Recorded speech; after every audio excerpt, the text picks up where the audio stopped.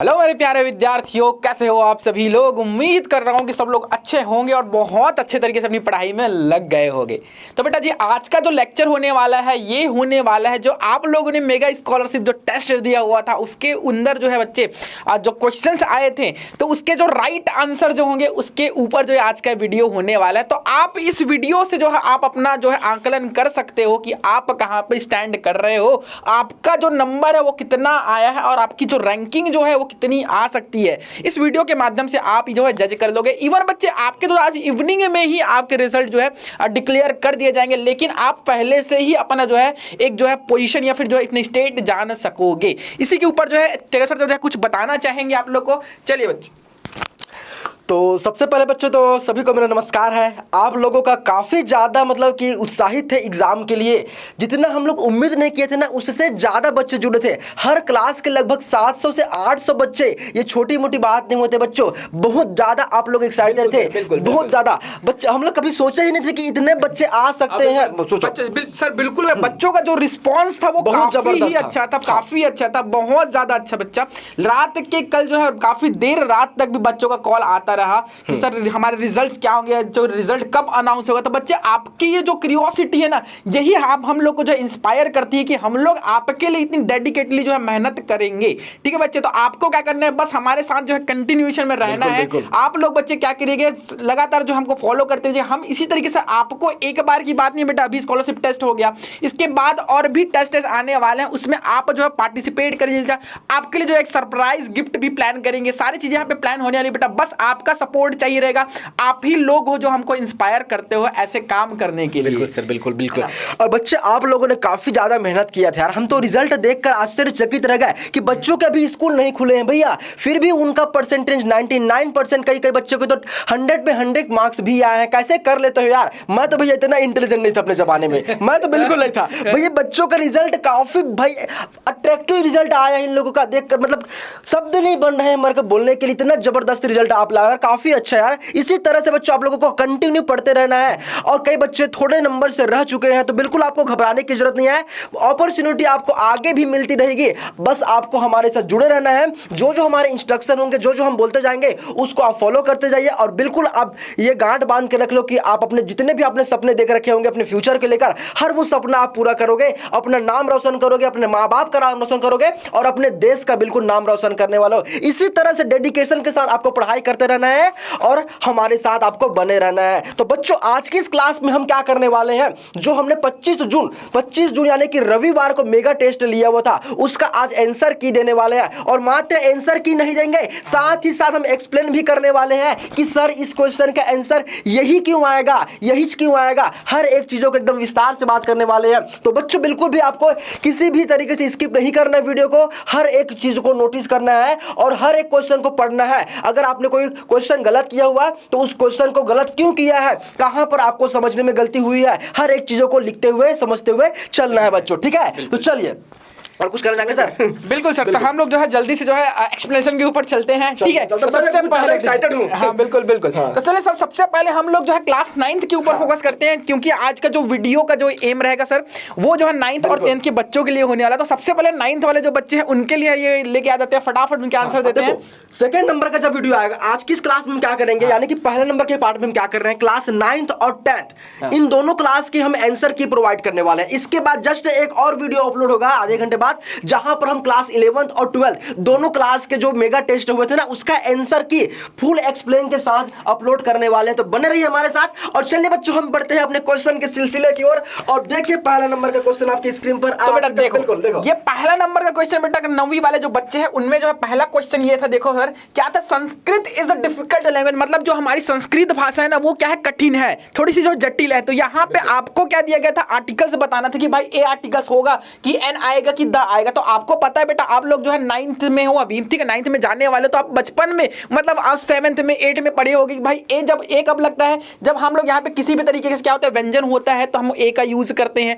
अब जब एन का यूज करना होता है तो हम हमारे जो क्या होता है यहाँ पे जो उच्चारण में स्वर होना चाहिए या फिर खुद ही स्वर हो जाना चाहिए। मतलब अगर ए यू आई होता है तो हम लोग यहाँ पे यूज करते हैं एन का। तो इस तरीके से आपको सारी चीजें पता होगी। तो हमारा जो यहाँ पे राइट आंसर जो होने वाला है वो क्या होने वाला है, ए होने वाला है। तो यहाँ पे जो आंसर आएगा बेटा वो क्या आएगा, ऑप्शन नंबर ए, जहां पे ए हमारा क्या बेटा ऑप्शन ये जो है यहाँ पे दिख रहा होगा। ठीक है, अब जो दूसरा वाला जो होगा वो क्या होता है, they don't know her, they don't know मतलब वो नहीं जानती भाई, क्या नहीं जानती, दे डू, लेकिन वो कुछ जानती नहीं है फिर भी वो काम कर रही, मतलब डू डे, मतलब भाई वो काम करे जा रही, मतलब इसका जो राइट आंसर होगा वो ऑप्शन नंबर सी हो जाएगा। क्लियर है बेटा। इसी तरीके से हम जो आगे जो क्वेश्चन के ऊपर जम करते हैं, तो हमारा जो तीसरा नंबर का जो क्वेश्चन आया था वो क्या था, doctor gave me a prescription, यहाँ पे ब्लैंक स्पेस डाल के माई कफ, मतलब आपको जो कफ की जो बीमारी है ना उसके लिए डॉक्टर क्या दे रहे हैं, दवाइयां दे रहे हैं। तो यहाँ पे आपको क्या लिखना बेटा, ऑप्शंस में क्या है, टू तो नहीं आएगा, ठीक है, एट नहीं आएगा, विथ भी नहीं आ सकता, लेकिन हमारा जो ऑप्शन नंबर जो डी है वो क्या है, फॉर। तो ये आपका फॉर श्योर बेटा क्या होने वाला है, यहाँ पे जो है आंसर आने वाला है फॉर, मतलब डॉक्टर किसके लिए प्रिस्क्रिप्शन दे रहे हैं, आपके जो कफ है बेटा उसके लिए क्या देना है, प्रिस्क्रिप्शन देना है, दवाइयां लिख रहे होंगे। ठीक है, अब देखो जो चौथा नंबर का जो हमारा क्वेश्चन होने वाला है वो कौन सा होने वाला है, you can see the doctor, मतलब आप डॉक्टर को क्या देख रहे हो, किसके किसके टाइम के बीच में, कितने टाइम के बीच में, 8 बजे और 12 बजे के बीच में। तो मैं आपको याद रखना बेटा मैं क्या बोल रहा हूं, बीच में, तो बीच में का जो इंग्लिश मतलब होता है वो क्या होता है, बिटवीन। तो बेटा यहाँ पे जो राइट आंसर होने वाला है वो हमारा क्या होने वाला है, बिटवीन। तो यहाँ पे जो राइट आंसर होगा बेटा वो क्या होगा, हमारा बिटवीन होगा। ठीक है, तो इस तरीके से आपको जो ये सॉल्व करना था, आपको राइट आंसर भी पता चल गया और आखिर होता क्यों है इसके बारे में भी पता चल गया। इसके बाद जो हमारा नेक्स्ट क्वेश्चन है वो हमारा क्या होने वाला, मैथमेटिक्स के होने वाला। तो हमारे जो टकेश्वर सर है क्या है, मैथमेटिक्स के एक्सपर्ट हैं भाई, तो मैथमेटिक्स वाले सर से ही बात करेंगे आप। ठीक है, देखो भाई मेरा तो वैसा है कि मैं मैथ सब्जेक्ट के नाम सुनते ही ना मेरे चेहरे में स्माइल आ जाता है, इतना जबरदस्त है। देखो मैथ को आपको बिल्कुल भी कठिन सब्जेक्ट के रूप में नहीं मानना है, एकदम इजी से इजी सब्जेक्ट है ये, बिल्कुल भाई।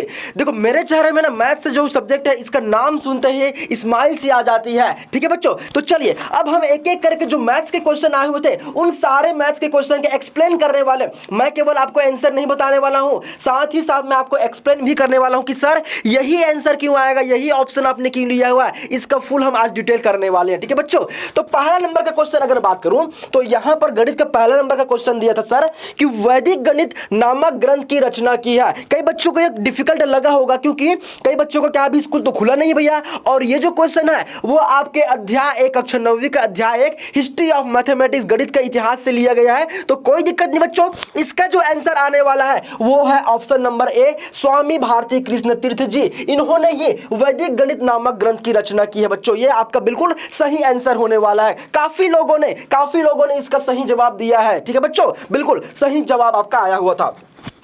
अब हम बढ़ते हैं अपने क्वेश्चन नंबर 6 की ओर, और क्वेश्चन नंबर 6 हमारा क्या कहता है, देखिए तो धार्मिक ग्रंथ में उल्लेखित शब्द न्यूनतम का संख्यात्मक मान होता है। बच्चों ये क्वेश्चन भी आपके जो है वो गणित का इतिहास हिस्ट्री ऑफ मैथमेटिक्स से लिया गया है। इसका जो आंसर हो जाएगा ऑप्शन नंबर ए 10 की घात 11। 10 की घात 11 को हम क्या कहते हैं, धार्मिक ग्रंथ में उल्लेखित शब्द न्यूनतम का संख्यात्मक मान होता है। बिल्कुल ये आपके थ्योरी वाले पार्ट से थे बच्चों, ये थ्योरी वाले पार्ट से थे। जिन बच्चों ने भी गणित का इतिहास अगर पढ़ा हुआ है, मैंने अपने ऐप में अभिप्सा ऐप में सारी चीजों को पहले से ही पढ़ा कर रखा हुआ है। और मेरा जो YouTube में एक वीडियो भी आया हुआ था कि आपको मेगा टेस्ट की तैयारी कहां करना है। बच्चों मैंने बताया हुआ था कि मेगा टेस्ट की तैयारी आपको जो है हम अभिप्सा ऐप में करा रहे हैं। अगर कोई बच्चा जो है इसको पढ़ा रहा होगा, मैंने अध्याय 1 में पढ़ाया हुआ था, तो बिल्कुल ये दोनों क्वेश्चन उन्होंने सही किया हुआ था। ठीक है बच्चों, चलिए अब हम बढ़ते हैं अपने नेक्स्ट क्वेश्चन की ओर, और अगला हमारा क्वेश्चन आपके स्क्रीन पर आ चुका है, देख लीजिए। बहुत जबरदस्त है, बहुत इजी क्वेश्चन है, बिल्कुल देखो। अब यहां पर क्वेश्चन नंबर 7 क्या बोलता है, देखो परिधि और व्यास के अनुपात को कहते हैं। काफी बच्चों ने इसका जो है आंसर गलत दिया था, रीजन क्या है मुझे पता नहीं, लेकिन मैं इसका पूरा एक्सप्लेन करके बताऊंगा। सर ये ऑप्शन नंबर डी पाई ही इसका आंसर क्यों आ रहा है। सबसे पहले बच्चों आपको ये परिधि और ये व्यास, ये दोनों चीजों से अवगत होना पड़ेगा। अब ये सर परिधि क्या होती है, ये व्यास क्या होते हैं, तो बच्चों यहां पर हर एक चीजों को एक्सप्लेन नहीं किया जा सकता, वीडियो हो जाएगा बहुत लंबा। अगर आपको हर एक चीजों को एकदम फुल डिटेल से पढ़ना है, एकदम डीप से पढ़ना है, तो बच्चों इसके लिए यार हमें आपको क्या करना पड़ेगा, आप हमारे अभिप्सा ऐप को ज्वाइन कीजिए। वहां पर हमने हर एक चीजों को एकदम एक्सप्लेन करके पढ़ाया हुआ है। अब यहां पर मैं आपको बताता हूं कि ऑप्शन नंबर डी ही आपका सही जवाब क्यों होगा। चलिए देखो बोला क्या गया था, परिधि और व्यास। तो सर परिधि का फॉर्मूला हमने पढ़ा हुआ छोटी क्लास में, क्या होता है बच्चों, बोलो सर ये होता है 2 पाई आर होता है। सर क्या होता है, 2 पाई आर होता है। आगे पढ़ेंगे अपने क्वेश्चन को, तो बोला गया था व्यास के अनुपात को, व्यास तो व्यास से पहले यहाँ पर देखो अनुपात है, और अनुपात का मतलब आपने कक्षा छठवीं का सवाल, अनुपात को हम ये 2 बिंदु से डिनोट करते हैं। और सर व्यास क्या होता है, तो ये व्यास होता है 2r। क्या होता है बच्चों, ये 2r होता है। अगर मैं इसको 2 लाइन एक्सप्लेन करूंगा और सॉल्व करूंगा तो क्या होगा, देखो अब देखो 2 पाई आर को मैंने एज इट इज लिखा। अब यहां पर जो पाई बोलता हूं ये अनुपात, ये अनुपात का मतलब क्या होता है बच्चे, सर इसका मतलब होता है बटा, और बटा में हम क्या लिख देंगे सर, ये 2r को लिख दिया। सर ये 2 से 2 कैंसिल कर दूं क्या, बिल्कुल कर दो। सर ये r से r कैंसिल कर देंगे क्या, बिल्कुल कर देंगे। तो बचा क्या हुई, तो बचा क्या है सर यहां पर पाई बच चुका है। तो यही तो हमारा आंसर हो जाएगा ना पाई। ये पाई गणितीय रूप में हम इसको ऐसा लिखते हैं, ये आपका आंसर हो जाएगा ऑप्शन नंबर डी। काफी लोगों ने इसका आंसर गलत दिया है, बिल्कुल आपको ये आंसर सही जवाब देना है, ऑप्शन नंबर डी आपका सही जवाब हो जाएगा। कोई दिक्कत नहीं है, एक बार आपने गलती की है, अब आप सीख चुके हैं, अब हमेशा आप लाइफ में इस क्वेश्चन को सही ही करने वाले हो। ठीक है बच्चों, चलिए अब हम बढ़ना चाहेंगे अपने अगले क्वेश्चन की ओर। और अगला क्वेश्चन देख लीजिए जो कि 6वीं क्लास का सवाल है। कई बच्चे क्या करते हैं, यहाँ पर सोचते हैं कि भैया सर मैं 9वीं का परीक्षा कैसे दिलाऊं, अभी तो हमारा जो स्कूल है वो खुला नहीं है, पढ़ाई तो हो नहीं रही है, कैसे तैयारी करें। तो पहले ही हम लोगों ने बताकर रखा हुआ था कि ये जो है आपके प्रीवियस ईयर के नॉलेज को जांचने के लिए टेस्ट लिया जा रहा है। जरूरी नहीं है कि आप जिस क्लास में पढ़ाई करने वाले हो उसी क्लास का ही क्वेश्चन दिया जाएगा, आपकी छोटी क्लास का भी क्वेश्चन दिया जा सकता है। और ये इसका उदाहरण देख लीजिए, ये कक्षा 6वीं का सवाल है। 6वीं का सवाल है, 6वीं में आपने पढ़ा हुआ है कि सर चतुर्भुज के चारों कोणों का योग क्या होता है। तो आप यहां पर आपको पता है कि सर चतुर्भुज यानी कि 4 भुजाओं से घिरी हुई बंद आकृति को हम चतुर्भुज कहते हैं। और चतुर्भुज के चारों अंतः कोणों का जो योग होता है ना वो 360 अंश होते हैं। कुछ बच्चों ने इसका आंसर जो है ऑप्शन बी को लगाया हुआ था, जो कि पूर्णतः गलत है। भैया अगर 180 की मैं बात करूं तो 180 किस में बनता है, सर ये त्रिभुज में बनता है कि त्रिभुज में तीनों अंतः कोणों का योग कितना होता है 180। और अगर मैं चतुर्भुज के बारे में बात करूं तो बच्चों याद रखना कि चतुर्भुज में चारों अंतः कोणों का योग जी है वो कितना होता है 360 अंश, यानी कि ऑप्शन नंबर डी आपका सही जवाब हो जाएगा। ठीक है बच्चों, चलिए बहुत अच्छे से अब हम बढ़ना चाहेंगे अपने अगले क्वेश्चन की ओर। और आपका अगला क्वेश्चन आपकी स्क्रीन पर आ चुका है जो कि पहली क्लास का है। पहली क्लास वाले बता देंगे आपको, 9th वाले हो आपके लेवल का ही क्वेश्चन नहीं आता, इतना इजी क्वेश्चन सेट कर दिया गया था। देखो क्या बोला गया कि सर संख्या 70 का एकाधिक होगा। भैया इस वर्ड को पढ़ो ना, इस वर्ड में ही खेल है। एकाधिक, एक अधिक करो, जो संख्या दी गई है उसका एक अधिक करो। भैया 70 में एक अधिक करेंगे तो किसको नहीं पता, 71। बिल्कुल 2 सेकंड में आपका इस क्वेश्चन का काम तमाम हो गया। भाई बताओ, इतना इजी क्वेश्चन आया था। ठीक है, 71 आपका सही जवाब हो जाएगा। हाँ अब आगे बढ़ेंगे। ये क्वेश्चन में कई लोगों ने फिर से गलती किया हुआ था, जो कि गलती करने के लायक तो ये क्वेश्चन है भी नहीं। क्या बोला गया था कि 128 में क्या जोड़े कि 9 से पूर्णतः विभाजित हो जाए। अब बच्चों मैं यहां पर एक जबरदस्त तरीके से आपको एक ट्रिक बताने वाला हूं कि अगर आपको जांचना है कि कोई संख्या जो है वो 9 से सर पूर्णतः विभाजित है कि नहीं, इसको हम कैसे जांचेंगे, इसके जांचने का आपको तरीका सीखना पड़ेगा। खैर मैं आपको अध्याय जब आपको पढ़ाऊंगा ना, अध्याय 6वां, जब आप अध्याय 6वां पढ़ोगे आपके जो कक्षा 9वीं विषय गणित में, वहां पर आपको एक मैं पढ़ाऊंगा टॉपिक विभाज्यता का नियम। विभाज्यता के नियम से संबंधित ये क्वेश्चन है जो कि आप छोटी क्लास में भी पढ़ते हो। खैर ये सब चीजों के बारे में हम बाद में बात करेंगे। अभी हम इस क्वेश्चन को कैसे सॉल्व करेंगे, सर इसका आंसर कैसे 7 आएगा, इसके बारे में हम बात करते हैं। देखो तो अगर बच्चों आपको जानना है कि कोई संख्या 9 से विभाजित है कि नहीं, तो इसके लिए आप क्या करोगे, जो संख्या दी गई है ना उसके अंकों को आप जोड़ लो। जो भी संख्या दी गई है उसके अंकों को भी अच्छे से जोड़ लो और देख लो कि जो जोड़ी गई संख्या है, जो आपको प्राप्त हुआ अंक है, वो 9 से पूर्णतः विभाजित है कि नहीं। अगर मैं यहां पर बात करूं 128 में, तो 128 के अंकों को मैं जोड़ रहा हूं तो सर हमें मिल रहा है 11। क्या मिल रहा है, 11 मिल रहा है। अब देखो यहां पर मुझे बता दो बच्चों कि 11 9 से विभाजित है क्या, बिल्कुल नहीं है। 9 के पहाड़े पर नहीं आता है, मतलब कि 9 से पूर्णतः विभाजित नहीं है।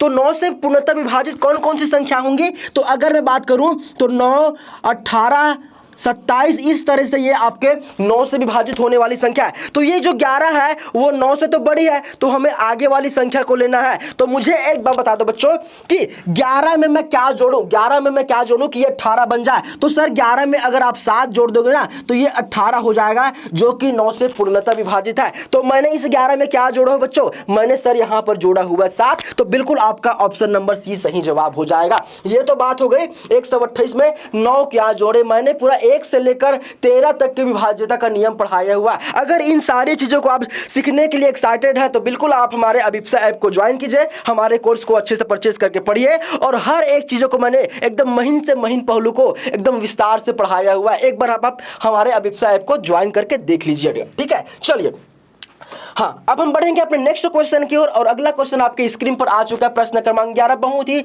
सरल सा क्वेश्चन है, 7वीं 8वीं का क्वेश्चन है। आप देखो क्या बोला गया है कि 5 सेंटीमीटर वाले वर्ग का क्षेत्रफल होगा।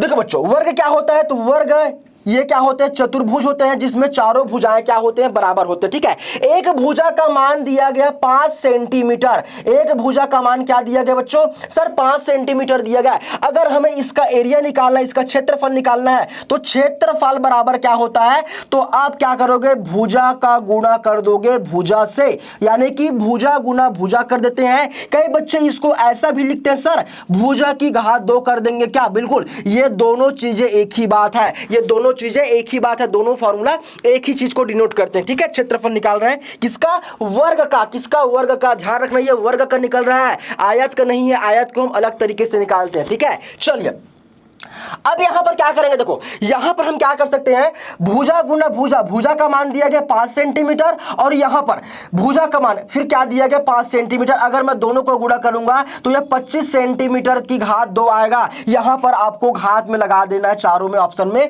वर्ग 2 लगेगा, क्योंकि सेंटीमीटर का गुणा होगा सेंटीमीटर के साथ, तो सेंटीमीटर की घात 2 हो जाएगा। तो ऑप्शन नंबर बी आपका सही जवाब हो जाएगा। कई बच्चों ने इसका आंसर लिया हुआ है बी, अब सॉरी आंसर लिया हुआ ए। अब ये आंसर ए लेने वाले कई बच्चे क्या किए हैं कि उन्होंने आयत का क्षेत्रफल लगाया हुआ है, जो कि क्या होता है 4 गुना भुजा होता है, 4 गुना भुजा 4, ठीक है, और भुजा का मान रख दिए 5 और उन्होंने आंसर निकाल दिया 20, जो कि पूर्णतः गलत हो जाएगा। भैया आपको फॉर्मूला अच्छे से पता होना चाहिए, तभी आप मैथ्स के क्वेश्चन को सॉल्व कर पाओगे। ऑप्शन नंबर बी के साथ हम यहां पर जाना चाहेंगे, जो कि 25 सेंटीमीटर की घात 2 है, ठीक है। चलिए नेक्स्ट क्वेश्चन में देखते हैं कि 35 की घात 2 का वर्ग बताना है, 35 का हमें स्क्वायर बताना है, ठीक है बच्चों। देखो इसका एक ट्रिक होता है, कई बच्चे क्या कर सकते हैं, इसका 2 तरीका, क्या कर सकते हो आप 35 का गुणा 35 से कर दोगे, आपका आंसर आ जाएगा, ये पहला तरीका होगा। लेकिन इसको सॉल्व करने में बिल्कुल आपको 30 से 40 सेकंड का समय लग जाएगा। आपको क्या करना है, टाइम टेकिंग, टाइम को बचाना है, कम से कम समय में मैथ्स के क्वेश्चन को सॉल्व करना है। कैसे करेंगे, देखो देखो यहां पर इसका क्या होता है, एक ट्रिक होता है। अगर किसी संख्या के जो इकाई अंक 5 है उसका अगर आपको वर्ग निकालना है तो सबसे पहले आप इकाई का कर दोगे वर्ग। इकाई में क्या दिया बच्चों, चलो बोलो, सर यहां पर दिया है 5, तो 5 का क्या कर दो आप, सर वर्ग कर देंगे, ये हो चुका 25। तो चलिए बच्चों हम बढ़ते हैं अपने अगला क्वेश्चन की ओर और अगला क्वेश्चन आपके स्क्रीन पर आ चुका है, क्वेश्चन नंबर 13। देखो यहां पर क्या बोलता है सर कि हमें 2116 का वर्गमूल निकालना है, 2016 का वर्गमूल निकालना है। अगर बच्चों मैं यहां पर आपको वर्गमूल निकालना सिखाने लग गया तो काफी टाइम लग जाएगा यार, तो हमें समय को बचाना है, कम से कम समय में आपको अच्छे से अच्छे कंटेंट देना है। इसलिए मैं क्या करूंगा, यहां पर सीधा सीधा ऑप्शन की ओर जाना चाहूंगा, ऑप्शन नंबर सी इसका सही जवाब हो जाएगा। सर ये 46 क्यों आंसर आएगा, तो इसको मैं यहां पर बता दूं बच्चों कि 46, अगर आप 46 का वर्ग निकालोगे ना, अगर 46 का गुणा 46 से कर दोगे तो आपको मिल जाएगा सर 2116। सर इस हम वर्गमूल निकालते कैसे सिखा दो ना, तो भैया इसके लिए आपको हमारे अभिप्सा ऐप को ज्वाइन करना पड़ेगा। वहां पर आइए, हम हर एक चीजों को वहां पर बताए हुए हैं, वहां से आप बिल्कुल पढ़ाई कर सकते हो, ठीक है बच्चों। तो ये आपका ऑप्शन नंबर सी सही जवाब होने वाला है। अब आ चुका है वो घड़ी जहां पर हम बात करने वाले हैं हिंदी की। हिंदी सब्जेक्ट जो छत्तीसगढ़ के बच्चे होते हैं ना, उनका जो फेवरेट सब्जेक्ट होता है वो कौन सा होता है, वो होता है सर हिंदी। बिल्कुल हिंदी को हम अच्छे से करने वाले हैं। चलो बढ़ते हैं अपने अगले क्वेश्चन की ओर। क्वेश्चन नंबर कौन सा है, 14, जहां पर यह बोला गया है कि सर दयानंद में प्रयुक्त संधि बताइए। कौन बच्चा नहीं बता पाएगा भाई कि दयानंद में सर ये दीर्घ संधि होता है। कौन सा दीर्घ संधि होता है। अगर मैं बात करूं बच्चों कि दयानंद का संधि विच्छेद क्या होगा, तो आपका जवाब आना चाहिए कि सर हम यहां पर कर देंगे संधि विच्छेद और ये हो जाएगा दया धन आनंद, यानी कि दीर्घ संधि आपका सही जवाब हो जाएगा। इसको भी हमने अपने ऐप में पढ़ाया हुआ है, तो आप ऐप को ज्वाइन कर देख सकते हैं, ठीक है बच्चों। चलिए अब हम बढ़ना चाहेंगे अपने अगले क्वेश्चन की ओर और अगला क्वेश्चन का यहां पर पिटारा खुल चुका है, प्रश्न क्रमांक 15। देख लीजिए, इतना इजी सा क्वेश्चन होने वाला है। देखिए, तो क्वेश्चन नंबर 15 की अगर मैं बात करूं तो यहां पर फिर से हिंदी का प्रश्न आया हुआ है कि सर हमें इत्यादि का संधि विच्छेद बताना है। तो इत्यादि का अगर बच्चों में बात करूं संधि विच्छेद क्या होता है, तो ये होता है इति धन आदि। इति धन आदि, सर ये इत्यादि में कौन सा संधि है, तो बच्चों यहां पर स्वर संधि है और स्वर संधि के भी 5 प्रकार होते हैं, उसमें से आपका जो है यहां पर ये यण स्वर संधि हो जाएगा। यण स्वर संधि आपका सही जवाब होने वाला है।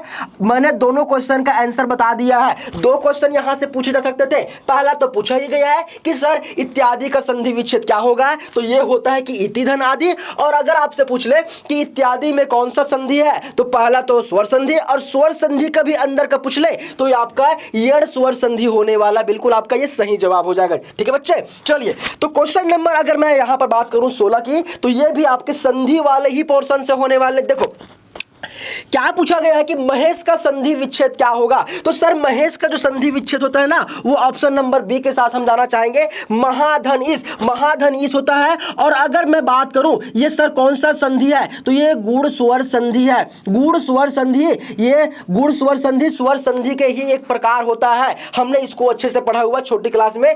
तो यहां पर 3 क्वेश्चन, एक नहीं 3 क्वेश्चन इसको समझना है। पहला जो पूछा गया है, दूसरा मैंने यहां पर इसका आंसर बताया कि ये स्वर संधि में आता है, और तीसरा क्वेश्चन स्वर संधि के भी एक प्रकार होता है जो यहां पर देख सकते हैं गुण स्वर संधि होता है। बिल्कुल ये आपका आंसर होने वाला है। ठीक है बच्चों, तो क्वेश्चन नंबर हमने 16 तक इसको सॉल्व कर लिया है। अब बारी आती है क्वेश्चन नंबर 17 की, जहां पर इसका एक्सप्लेन हमारे लोकेश सर बिल्कुल अच्छे से करने वाला, जबरदस्त तरीके से। ठीक है बच्चों, चलिए। हाँ, तो क्वेश्चन नंबर 17 के ऊपर देखते हैं बेटा, ध्यान से देखना। 17वां जो क्वेश्चन है हमारा वो क्या होता है, छत्तीसगढ़ राज्य की जो स्थापना जो है कब हुई थी बेटा। ये तो सारे मेरे प्यारे बच्चों को पता है कि छत्तीसगढ़ जो है कि जो स्थापना जो दिवस होती है बेटा वो कब होती है, तो सारे बच्चों को पता है। इसके में ज्यादा एक्सप्लेनेशन की जरूरत नहीं है। तो 1 नवंबर 2000 जो हमारी क्या होती है बेटा, छत्तीसगढ़ को जो है मध्य प्रदेश से अलग करके एक जो है इंडिविजुअल एक अस्तित्व क्या होता है छत्तीसगढ़ का बना हुआ था। तो वो क्या कौन सी डेट थी, 1 नवंबर 2000 को। ठीक है, तो ये आपका जो ऑप्शन नंबर ए जो है क्या होने वाला है, राइट ऑप्शन होने वाला है।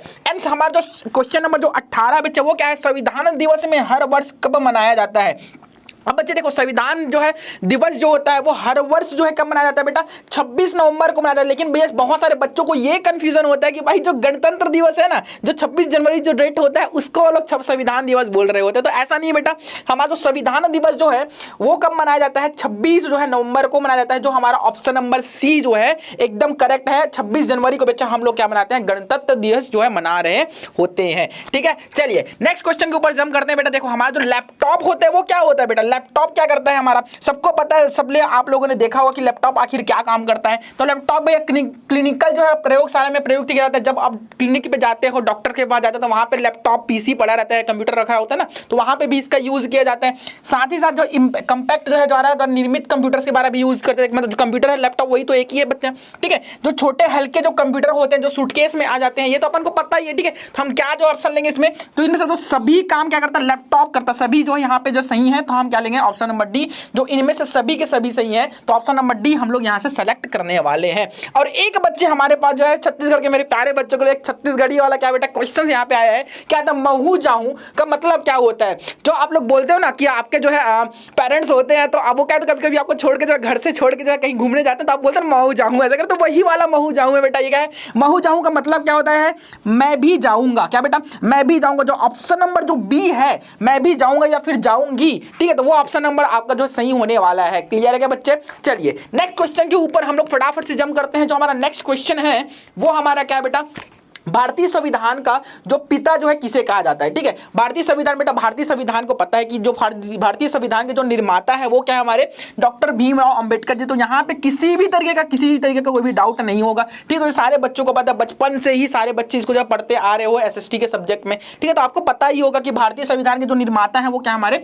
डॉक्टर भीमराव अंबेडकर सर हैं जी है। ठीक है, चलिए आगे बढ़ते बच्चे। अब जो हम बात करते हैं नेक्स्ट क्वेश्चन के बारे में, जो आईपीएल जो अभी अभी ही खत्म हुआ है, आईपीएल उसका फुल फॉर्म एकदम सिंपल सा पूछा गया है। तो आईपीएल जो है मेरे सारे बच्चे जो है यहाँ पे जो देख रहे होंगे आईपीएल आखिर होता क्या है सर, आपको सब पता है, ठीक है, जिसमें जो है बहुत सारे प्लेयर्स जो है खेलते हैं, ठीक है। तो आईपीएल में क्या होता है बेटा, इसका फुल फॉर्म क्या होता है, Indian Premier League. Indian Premier League इसका राइट ऑप्शन होने वाला है, राइट जो है आंसर होने वाला है। आईपीएल का फुल फॉर्म होता है इंडियन प्रीमियर लीग, ठीक है, समझ में आया। अब बच्चे जो नेक्स्ट क्वेश्चन है उसके ऊपर जम करते हैं। दांत दिखाने वाले के लिए हम छत्तीसगढ़ी में कौन से शब्द लिखेंगे? जो हमको दांत दिखाता है ना बेटा, है ना, दांत दिखाते हैं, हम उसको छत्तीसगढ़ी में कौन से शब्द से जो है प्रयुक्त करते हैं, कौन से शब्द से बोलते हैं? तो वो क्या हमारा ऑप्शन वाला दंत निपोर होने वाला। दांत निपोर क्या बोलते हैं ना, दांत निपोर थसते हैं, तो वही वाला दांत निपोरना वाला, ठीक है बच्चा। दांत निपोर जो हमारा ऑप्शन नंबर डी जो है वो एकदम सही होने वाला है। क्लियर है बच्चे? अब क्वेश्चन नंबर जो हमारे 25 है उसके ऊपर हम जम करते हैं। देखो बच्चे, हमारा जो सीपीयू होता है, जो आप कंप्यूटर्स के बारे में अगर थोड़ी बहुत आपको जो पता होगा कंप्यूटर क्या होता है, तो उसके बारे में जो कंप्यूटर का जो मेन पोर्शन होता है, जो मेन पार्ट होता है, वो हमारा सीपीयू ही होता है, जिसे हम लोग ब्रेन बोलते हैं कंप्यूटर का, है ना। तो कंप्यूटर के जो ब्रेन है, जो सीपीयू जिसको बोलते हैं, उसका विस्तृत रूप क्या होता है? तो इसको फुल फॉर्म पूछेगा बेटा, फुल फॉर्म, उसका फुल फॉर्म क्या होता है? तो इसका फुल फॉर्म क्या होता है भैया? Central processing unit, central CPU। तो सी का मतलब बेटा सेंट्रल प्रोसेसिंग यूनिट, ठीक है, सेंट्रल प्रोसेसिंग यूनिट, ये हमारा क्या है, सीपीयू का विस्तृत रूप है, सीपीयू का जो है फुल फॉर्म है यहाँ पे। क्लियर है क्या? अब देखो, जो हमारा वापस से जो है छत्तीसगढ़ी का जो है एक वर्ड आ गया है, जिसका हम लोग क्या बोलते हैं, रंधनी खोली। आप लोग को बेटा, आप लोग कभी ने जो है आपके यहाँ जो दादी होगी, नानी होगी, तो उनको जो है सुने होंगे ऐसे बोलते हुए, जा तो वो जो रंधनी खोली ना, वहाँ से जो है पानी लेके आ। तो वही जो रंधनी खोली है ना, मतलब जो रसोई का घर है, रसोई घर है, उसके बारे में यहाँ पे बात की गई। तो वो जो रसोई के लिए जो कमरा होता है ना बेटा, जो घर होता है, उसको हम लोग छत्तीसगढ़ी में क्या बोलते हैं, रंधनी खोली बोल रहे होते हैं। तो इतनी एकदम छोटी छोटी बेटा, एकदम बेसिक सी जो है यहाँ पे क्वेश्चन पूछे गए थे क्लास 9th के अंदर, जो कि आपको सॉल्व करते हुए भी बड़ा मजा आया होगा, ठीक है, बहुत ज्यादा इंटरेस्टिंग थी सारे क्वेश्चंस। अब बच्चे जो आगे का जो क्वेश्चन है हमारा 27 नंबर का क्वेश्चन है, वो क्या होने वाला है? आशा को एक ऐसा पौधा मिला जिसके जड़ें मूसला थी, वह यह पौधा हो सकता है। अब देखो बच्चे, जिसके जो जड़ होते हैं वो मूसला होते हैं, हम इसको क्या बोलते हैं? चना बोलते हैं। क्या बेटा? चना। तो ये आपका जो चना है, ऑप्शन नंबर जो बी है, वो राइट आंसर होने वाला है। अब इसके बाद जो मैथ का जो पोर्शन है, एकदम बहुत बेसिक, एकदम जो बचपन के आप पढ़े होगे ना क्लास 8 के अंदर, वही क्वेश्चन वापस यहाँ पर रिपीटेडली पूछा गया है। देखो बच्चे, क्या है, cos 60 डिग्री का जो वैल्यू होता है वो सारे बच्चों को पता है बेटा, सारे बच्चों को पता होगा, ठीक है। वापस यहाँ पे टकेसर सर आएंगे और ये सारी चीजें एक्सप्लेनेशन करेंगे। चलिए सर। पहली बात तो भाई इसमें कोई एक्सप्लेन करने वाली बात ही नहीं है, छोटी क्लास से आप पढ़ते आ रहे हो, बच्चों को इसका आंसर पता रहता है, क्या एक्सप्लेन करूं इसमें, बताओ ना भाई। इसमें एक्सप्लेन करने वाली कोई बात ही नहीं है, ये तो हमें मुंह जुबानी याद है सर कि cos 60 डिग्री की वैल्यू क्या होती है, 1/2 होती है, हाफ होती है। बिल्कुल, ये आप 6वीं से 7वीं से 8वीं से ट्रिग्नोमेट्री में पढ़ते हुए आ रहे हो। बिल्कुल आपका ये सही जवाब होने वाला है। अब आ गया खेल, अब मजा आएगा खेल खेलने में। देखो क्वेश्चन नंबर, अगर मैं 29 के बारे में बात करूं, ये क्वेश्चन मेरे को लग रहा है तगड़ा टाइप से, जो असली में पहचान करने वाले हैं ना, असली में जो पढ़ने वाले हैं, इसका पहचान इसी क्वेश्चन से होने वाली है। कैसे? देखो अब इसके बारे में हम सीखते हैं। देखो, 3 से विभाजित होने वाली संख्या कौन सी है? बच्चों अभी मैंने पिछले 7 से 17 या फिर 18वां नंबर का क्वेश्चन था, मैंने आपको करवाया हुआ था कि 128 में हम क्या जोड़े कि वो 9 से पूर्णतः विभाजित हो जाए। तो वहां पर मैंने ट्रिक क्या बताया हुआ था कि अगर आपको चेक करना है कि कौन सी संख्या 9 से विभाजित है, तो इसके लिए आप उन संख्याओं के अंकों को जोड़ लो, और अंकों का जोड़ अगर 9 से विभाजित है तो वो संख्या भी 9 से विभाजित होती है। सेम कंडीशन अप्लाई करेंगे हम यहां पर 3 के लिए। 3 से विभाज्यता का अगर मैं नियम के बारे में बात करूं, तो यहां पर यह होता है बच्चों कि जो संख्या आपको दी जाती है, उन संख्याओं के अंकों को आपको करना है योग, और यदि उन संख्याओं के अंकों का योग 3 से विभाजित है, तो बिल्कुल बच्चे वो संख्या भी 3 से विभाजित हो जाती है। आपको बिल्कुल भैया यहां पर यार डिवाइड वगैरह 3 से इसको भाग वगैरह देकर देखोगे ना, तो चारों ऑप्शन को भाग देने में बहुत टाइम लग जाएगा यार। टाइम तो बचाना सीखना है आपको। मैथ सही है जो आपको टाइम बचाता है, तो आपको जितना ज्यादा हो सके टाइम को इसमें बचाना रहेगा। बिल्कुल इसको डिवाइड वगैरह नहीं करना। देखो मैं इसको कैसे ट्रिक से सॉल्व कर दूंगा। आइए, अगर मैं बात करूं तो यहां पर चलो हम पहले ऑप्शन नंबर बी, जो कि सही आंसर है, इसी के बारे में बात कर लेंगे। तो मैंने क्या बताया होता है कि अंकों का आपको बच्चे करना है योग, अंकों का योग करना है, तो अंकों का हम योग करते हैं। तो 5 धन 7 धन ये हो जाएगा 8 धन 1। चलो बच्चों इसको हम जोड़ते हैं, तो 7 और ये 8 15, 15 और ये हो जाएगा 20, 20 और ये हो जाएगा 21। अब मुझे बता दो बच्चों कि 21 जो है वो 3 से विभाजित होती कि नहीं। तो सर ये आपने क्या क्वेश्चन कर लिया, ये तो पहली क्लास का सवाल है ना कि सर 21 जो है बिल्कुल 3 से विभाजित होने वाली है। कितने बार में सर? 7 बार में होने वाली है। बाकी आप ऑप्शन को चेक कर सकते हो, बाकी ऑप्शन आपका बिल्कुल गलत आंसर आने वाला है। आप सभी अंकों का यहां पर योग करोगे तो वो 3 से बिल्कुल भी विभाजित नहीं होने वाली है। अगर मैं ऑप्शन नंबर सी के बारे में बात करूं तो ये भी आप इसको जोड़कर देख सकते हो अंकों को, ये भी 3 से विभाजित नहीं होगी, ये भी 3 से विभाजित नहीं होगी। जो विभाजित होने वाली है वो कौन सा है सर? ये 5781। फुल एक्सप्लेन के मैंने इसको एक्सप्लेन कर दिया हुआ है कि 5781 ये 3 से पूर्णतः विभाजित होने वाली संख्या है। ठीक है बच्चों, चलिए हाँ, ये जबरदस्त क्वेश्चन है, बहुत सारे बच्चों ने इसका गलत जवाब दिया हुआ है। छोटा सा कॉन्सेप्ट है, आपने कक्षा 9वीं में आप जब जाओगे ना तो दूसरा नंबर का जब आप यहां पर अध्याय पढ़ोगे वास्तविक संख्या रियल नंबर, वहां पर मैं एकदम फुल एक्सप्लेन करके इसको पढ़ाता हूं। एकदम छोटा सा क्वेश्चन है, ये तर्क वाला क्वेश्चन है। देखो क्या बोला गया, सबसे छोटी प्राकृत संख्या होती है। सबसे छोटी प्राकृत संख्या आपको बताना बच्चों, तो आपको ध्यान रखना कि सर प्राकृत संख्या जो है ना, नेचुरल नंबर जिसे हम बोलते हैं, 1 से स्टार्ट होते हैं, 1 के बाद क्या आता है 2, 2 के बाद 3, 3 के बाद 4 और ये अनंत की ओर बढ़ते हुए चला जाता है। ध्यान रखना, मैंने इसको 1 से स्टार्ट किया हुआ, 1 से स्टार्ट किया हुआ है। तो अगर आपसे पूछ लिया जाए कि सर सबसे छोटी प्राकृत संख्या क्या होती है, तो बिल्कुल आपका आंसर आने वाला है सर 1 होती है सबसे छोटी प्राकृत संख्या। अगर बच्चों यहीं पर मैं एक और क्वेश्चन कर लूं कि सर सबसे बड़ी प्राकृत संख्या कौन सी होगी, तो यहां पर देख लो सबसे बड़ी प्राकृत संख्या हम इसको ज्ञात नहीं कर सकते क्योंकि ये भैया अनंत की ओर जा रही है, अनंत की ओर जा रही है। तो सबसे बड़ी संख्या हम इसको ज्ञात नहीं कर सकते, या फिर आप इसको अनंत भी कह सकते हो। कई बच्चे यहां पर क्या किए हैं, 0 को आंसर लिया हुआ जो कि पूर्णतः गलत है। अगर आपसे पूछ लेता कि सर इसमें सबसे छोटी पूर्ण संख्या कौन सी है, तो आप क्या करोगे, ये जो प्राकृत संख्या का आपको समूह मिला है ना, इसमें आप 0 को भी लिख लोगे। तो 0 के बाद 1, 1 के बाद 2, 2 के बाद 3। अब देखो ये जो समूह मिला है संख्याओं का, ये हमारा बन जाता है पूर्ण संख्याओं का समूह। ये संख्या कौन सी है, ये सबके सब पूर्ण संख्याएं कहलाएंगी।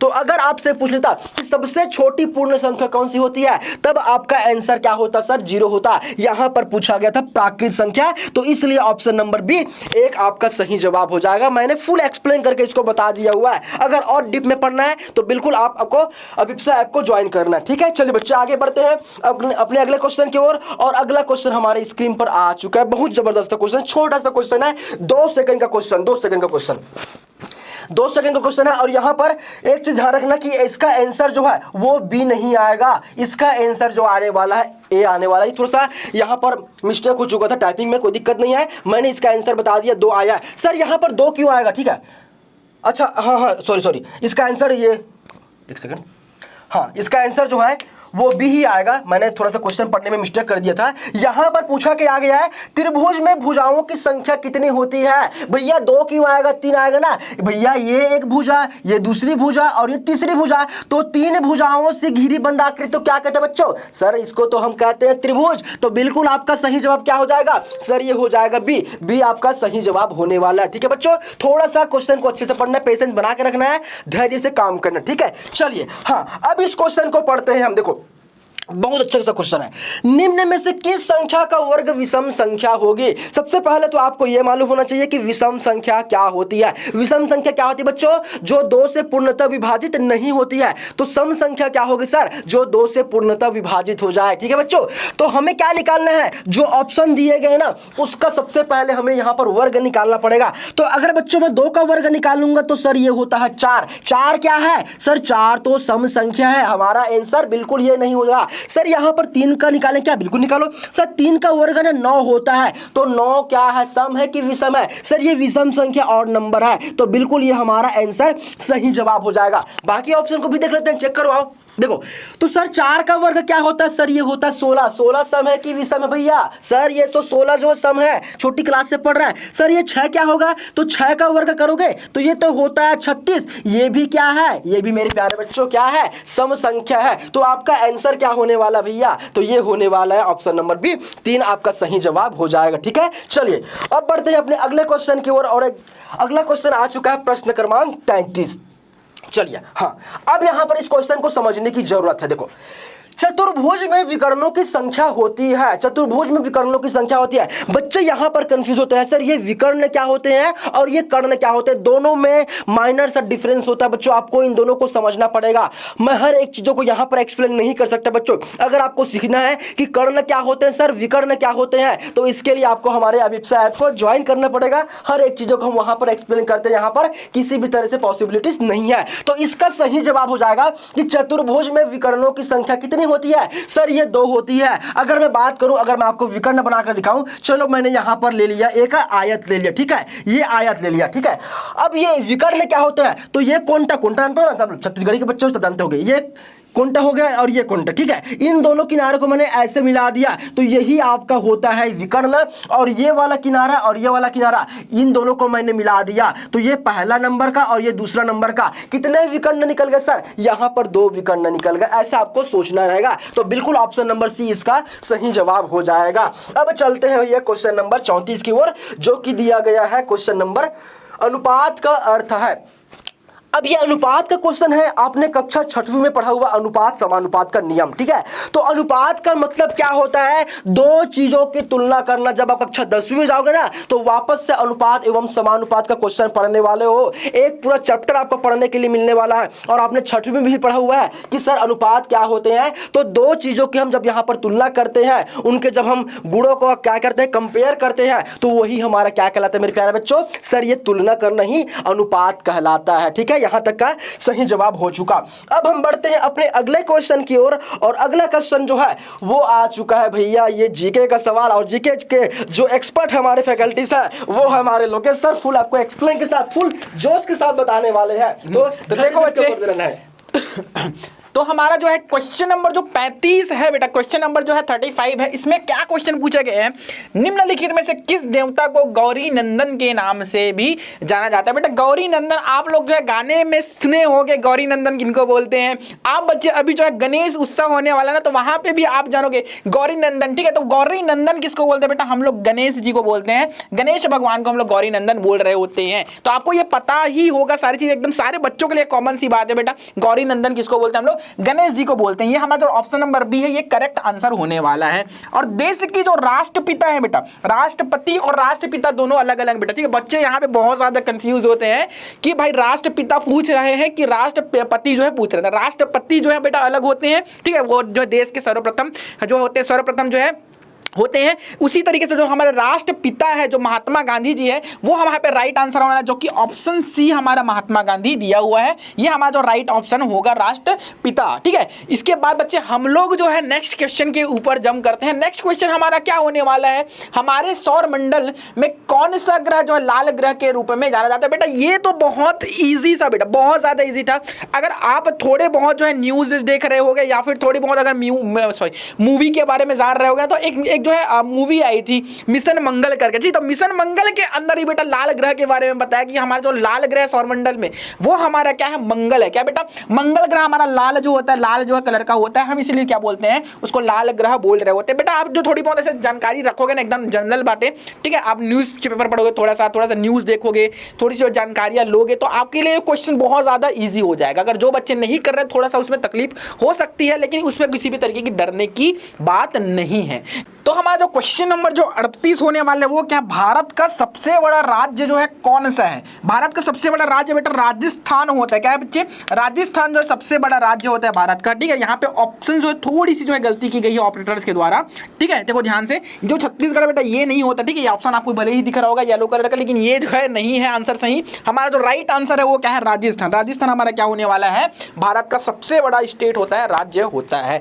अब जो नेक्स्ट क्वेश्चन के ऊपर जंप करते हैं, ये हमारा नेक्स्ट क्वेश्चन क्या है, भारत का जो राष्ट्रीय पशु होता है बेटा, उसके बारे में सारे बच्चे जान रहे होंगे। राष्ट्रीय पशु क्या होता है, बाघ होता है। तो भैया हमारा जो बंगाल टाइगर होता है बेटा, वही हमारा क्या होता है, यहाँ पे राष्ट्रीय पशु होता है। क्लियर है। अब जो कुंभ माला यहाँ पे लिखा बेटा, यहाँ पे भी थोड़ी सी गलती की गई बच्चे, थोड़ी सी यहाँ पे गलती की। तो ये हमारा क्या, कुंभ मेला है, ठीक है। कुंभ मेला ये माला नहीं है, कुंभ मेला है। तो कुंभ मेला जो कितने वर्ष बाद जो है आयोजित किया जाता है, सारे बच्चों को पता होगा, आपके बड़े बुजुर्ग को भी ज़्यादा पता होगा, ठीक है, तो वो सारे बता पाएंगे। जो कुंभ मेला जो होता है बेटा हर 12 साल के बाद जो है आयोजित किया जाता है। जो ऑप्शन नंबर जो सी है इसका राइट ऑप्शन होगा, राइट आंसर जो है होगा। अब बच्चे हमें जो नेक्स्ट जो क्वेश्चन होगा उसके ऊपर फटाफट से जंप करते हैं। देखो बच्चे, नक्शे के लिए क्या होता है, जो हम मैप जो बनाते हैं उसके लिए कौन सी चीज़ इंपॉर्टेंट होती है? मैप बनाने के लिए पैमाने में हम क्या ज्ञात करते हैं? तो इसमें बेटा दो स्थानों की जो बीच की जो दूरी होती है ना, उसी को हम लोग ज्ञात कर रहे होते हैं। जब भी आप मैप देखते हो ना, आप जब गूगल मैप देखते हो वहां पे क्या दिखता है आखिर आपको? वहां पे तो मैप में जो दूरियां दिखती है ना भाई, एक लोकेशन से दूसरे लोकेशन में कैसे जाते हो, यही दूरियों की आप बात करते हो। तो वहीं पे क्या होगा, दो स्थानों के बीच की दूरी जो है हम लोग मैप में देखते हैं, पैमाने में देख रहे होते हैं। अब किसी जगह के उच्च के बारे में किस जो है मानचित्र में जो है जानकारी प्राप्त होगी? अब बच्चे देखो, ध्यान से यहाँ पे क्या बात की गई है, किसी जगह के उच्च जो है के बारे में किस मानचित्र में जानकारी प्राप्त होगी? तो वो हमारा क्या होगा, राजनीतिक मानचित्र के बारे में। क्या बेटा, राजनीतिक मानचित्र में क्या होगी? ये जिसका राइट ऑप्शन होने वाला है, ए जो इसका राइट ऑप्शन होने वाला है। क्लियर है क्या? अब बच्चे हमारा जो नेक्स्ट जो है क्वेश्चन होने वाला है, सबसे पहले मानचित्र जो है 3000 वर्ष पूर्व कहाँ बनाया गया था? तो ये थोड़ी सी हिस्ट्री के पोर्शन है ना। यहाँ पे जो मिस्र आप लोगों ने एसएसटी के अंदर पढ़ा होगा कि सबसे पहला जो मैप था वो कहां पे बनाया गया था? मिस्र में बनाया गया था। क्या बच्चे, मिस्र इसका राइट ऑप्शन होने वाला। मिस्र में सबसे पहले जो है 3000 वर्ष पूर्व जो है वहां पे मैप जो है बनाया गया था। ठीक है, जो ऑप्शन नंबर सी है इसका राइट ऑप्शन होने वाला। ताजमहल कहां स्थित है? भाई सारे बच्चों को पता होगा बेटा, ये ताजमहल कहां स्थित है? ताजमहल जो है आगरा में स्थित है। क्या बच्चे, आगरा। ऑप्शन नंबर डी जो है इसका राइट आंसर होने वाला है। अब बच्चे नेक्स्ट क्वेश्चन के ऊपर फटाफट से जंप करते हैं, वीडियो को थोड़ा लेंथी नहीं बनाते हैं। ठीक है, चलिए देखते हैं बच्चे, हमारा जो पश्चिमी यूरोप से भारत पहुंचने के नए समुद्री मार्ग से सर्वप्रथम कौन सा व्यक्ति भारत पहुंचा था? ये जो है आपके जो क्वेश्चन शायद जो है चैप्टर नंबर 1 के अंदर ही होगा एसएसटी में। ठीक है, वहां पे आपको पढ़ने को मिलेगा कि जो वास्को डी गामा जो थे बेटा, ये आप लोग बहुत ही बचपन से जो पढ़ते आ रहे हो, आप 8 के अंदर भी पढ़े होगे, 9th में जाओगे तो वापस ये चीजें पढ़ोगे। ठीक है, तो यहाँ जो हमारे वास्को डी गामा जो थे, ये जो सबसे पहले जो है समुद्री मार्ग से होते हुए जो भारत पहुंचे थे, तो इसका जो राइट ऑप्शन होने वाला है वो हमारा क्या होने वाला है? ऑप्शन नंबर डी होने वाला है, वास्को डी गामा। ठीक है, किस नदी का जो क्वेश्चन नंबर जो 46 है बेटा, ये क्या है, किस नदी का जो उद्गम स्थल भारत में नहीं है?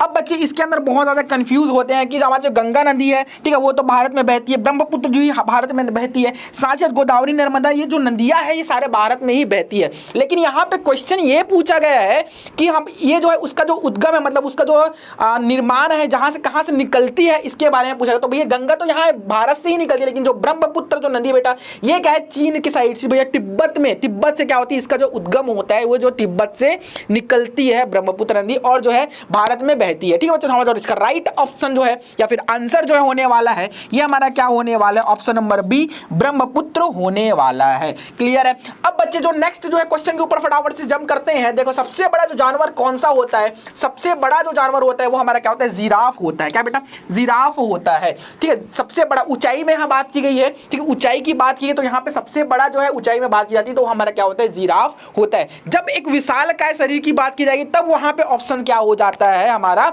हाथी हो जाता है। क्या बेटा, हाथी हो जाता है। ठीक है, तो यहाँ पे जो सबसे बड़ा है, सबसे ऊंचाई में बात की जाए बच्चे, तो वो हमारा क्या होगा? जिराफ होगा। क्लियर है क्या? अब फिल्म आदि पुरुष, अभी बेटा सारे बच्चों को न्यूज चैनल में जो है सारे मीम्स में आप लोगों ने देखा होगा कि आदि पुरुष जो है बेटा, है ना, आदि पुरुष अभी कैसी है इसके ऊपर बात नहीं करते, फिलहाल इस पे बात करते हैं कि आदि पुरुष किससे भैया क्या है, इंस्पायर्ड है, किससे संबंधित? तो सारे बच्चों को पता है कि आदि पुरुष जो है रामायण से संबंधित। क्या बच्चे, रामायण से संबंधित, वहां पे राम सीते के बारे में, सीता जी के बारे में वहां पे दर्शाया गया है। एक बात क्लियर है? कहना चाहूंगा। हाँ, तो कई बच्चों लोगों ने यहाँ पर इस क्वेश्चन में रिपोर्ट किया हुआ था कि सर ये क्वेश्चन जो है वो रॉन्ग है। तो मैं उन बच्चों से कहना चाहूंगा कि ये क्वेश्चन रॉन्ग क्यों है, इसका कमेंट आपको कमेंट बॉक्स में करना है कि बच्चे ये क्वेश्चन रॉन्ग क्यों है, क्यों आपको लगता है कि प्रश्न गलत है, इसको आपका जवाब देना। जो बच्चे बोल रहे थे कि सर ये क्वेश्चन गलत आया हुआ है, तो बिल्कुल उसका आपको एक्सप्लेन करना है ताकि हम भी जाने भाई कि ये क्वेश्चन जो है गलत क्यों है। भाई हमें भी तो जानने कहा है ना कि क्वेश्चन आप जो गलत बोल रहे हो, जो रिपोर्ट किए हो, तो वो क्यों किए हो, क्या इसका रीजन, क्या इसका लॉजिक लगाकर बोले हुए। हमें तो भैया किसी भी एंगल से क्वेश्चन गलत नहीं लगता है, सब तरीके से सही लगता है। ये आपके जीके को जानने के लिए आप कितना एक्टिव है सोशल मीडिया में वगैरह में, कितना आप न्यूज देखते हो, पेपर वगैरह पढ़ते हो, इसको जानने के लिए हमने जानबूझ के ये क्वेश्चन लिया हुआ है। और ये बच्चे के बच्चे क्वेश्चन एकदम जो 5वीं 6वीं जो जरा से भी फोन चलाते होंगे ना, उनको अच्छे से पता है कि भैया जो आदि पुरुष है वो रामायण से संबंधित है, भगवान राम से संबंधित होने वाले है। मूवी कैसी है इसके बारे में हम बात नहीं करेंगे, उसको हम कभी और अच्छे से बात करेंगे। फिलहाल ये जो बेस है वो रामायण पर बेस है। बिल्कुल सही आंसर हो जाएगा और ये क्वेश्चन 100% सही होने वाला है। बिल्कुल सर, तो बिल्कुल आपको कमेंट करके बताना है क्वेश्चन क्यों गलत हुआ है। हाँ ठीक है सर। अब जो है हम लोग जो है क्वेश्चन नंबर जो है 49 के ऊपर जंप करते हैं। देखो 49 क्या होता है बेटा, इंस्टाग्राम पर जो वीडियो का जो लेंथ होता है ना, वो आपको पता है भाई, भली भांति ही पता है, सारे बच्चों को पता है, सारे बच्चे इंस्टाग्राम यूज करते हैं, ये भी पता है। तो आपको पता भी होगा बेटा, जिसका जो लेंथ होता है, जो वीडियो जो आप पोस्ट होता है ना, वो किसका लेंथ जो क्या होती है बेटा, वो क्या 3 सेकंड से 60 सेकंड के बीच में होती है। अभी तो बहुत ज्यादा बढ़ा दिया गया है, लेकिन फिलहाल जो है जो बेसिक जो था वो क्या था, 3 सेकंड से 60 सेकंड ही है और था। ठीक है बच्चे, अब देखो जो लास्ट वाला जो क्वेश्चन है बेटा, आप लोगों ने जो है कभी बचपन में ऐसे जो दोस्तों को जो चिढ़ाया होगा, फिर जो है इस मूवी के बारे में बात भी की होगी, जादू क्या होती है। ठीक है, तो जादू के बारे में बात की, तो वही बच्चे यहाँ पे क्वेश्चन पूछा गया है कि ऋतिक रोशन और प्रीति जिंटा स्टारर इस फिल्म में जादू नामक एलियन को दिखाया गया भैया। मतलब जहाँ पे जो हीरो के तौर पे जो है ऋतिक रोशन और जो हीरोइन के तौर पे जो हमारी प्रीति जिंटा जी थे ना, ये दोनों जो कौन सी मूवी में थे जहाँ पे जादू का जिक्र किया गया, तो वो मूवी का नाम सारे बच्चों को पता है भाई, क्या है, कोई मिल गया। तो कोई मिल गया बेटा, ये क्या होने वाला है, राइट आंसर होने वाला है। इसके बाद तो भैया आपका क्रिस आया था, क्रिस के बाद क्रिस 3 आया था, अभी क्रिस 4 भी आने वाला है, सुनने को मिल रहा है। तो बिल्कुल इसका जवाब तो हर बच्चे को पता है कि कोई मिल गया जो है भैया, ये किससे कहां से संबंधित है, ये इनमें कौन जो एक्टर काम किए थे, ऋतिक रोशन और प्रीति जिंटा जी ने काम किया हुआ था फिल्म कौन से, कोई मिल गया में। ठीक है बच्चों, तो इसी तरीके से बेटा हमारा जो 9th का पूरा पोर्शन हो गया, यहाँ पे खत्म कर दिए हमने। 50 क्वेश्चन दिए थे और 50 के पूरे जो राइट आंसर आपको अपने दिए। अब इस तरीके से आप जो है अपना आकलन कर सकते हो, आपने जो है रैंकिंग जो है पहचान सकते हो कि आपकी रैंक कहाँ पे आ रही है, आपके कितने नंबर्स बन रहे हैं, आप कितने गलत किए हो, कितने सही किए हो। हालांकि वो सारे बच्चों को पता चल ही गया होगा, लेकिन फिर भी आप अपने तौर पे भैया अच्छे से क्या होता है, नॉलेजेबल बातें यहाँ पे बताई गई है, तो इसका अपने आप क्या कर सकते हो, लिख सकते हो, नोट कर सकते हो और अपने दोस्तों तक इसको शेयर कर सकते हो। ठीक है बच्चे, चलिए तो अब हम बढ़ेंगे।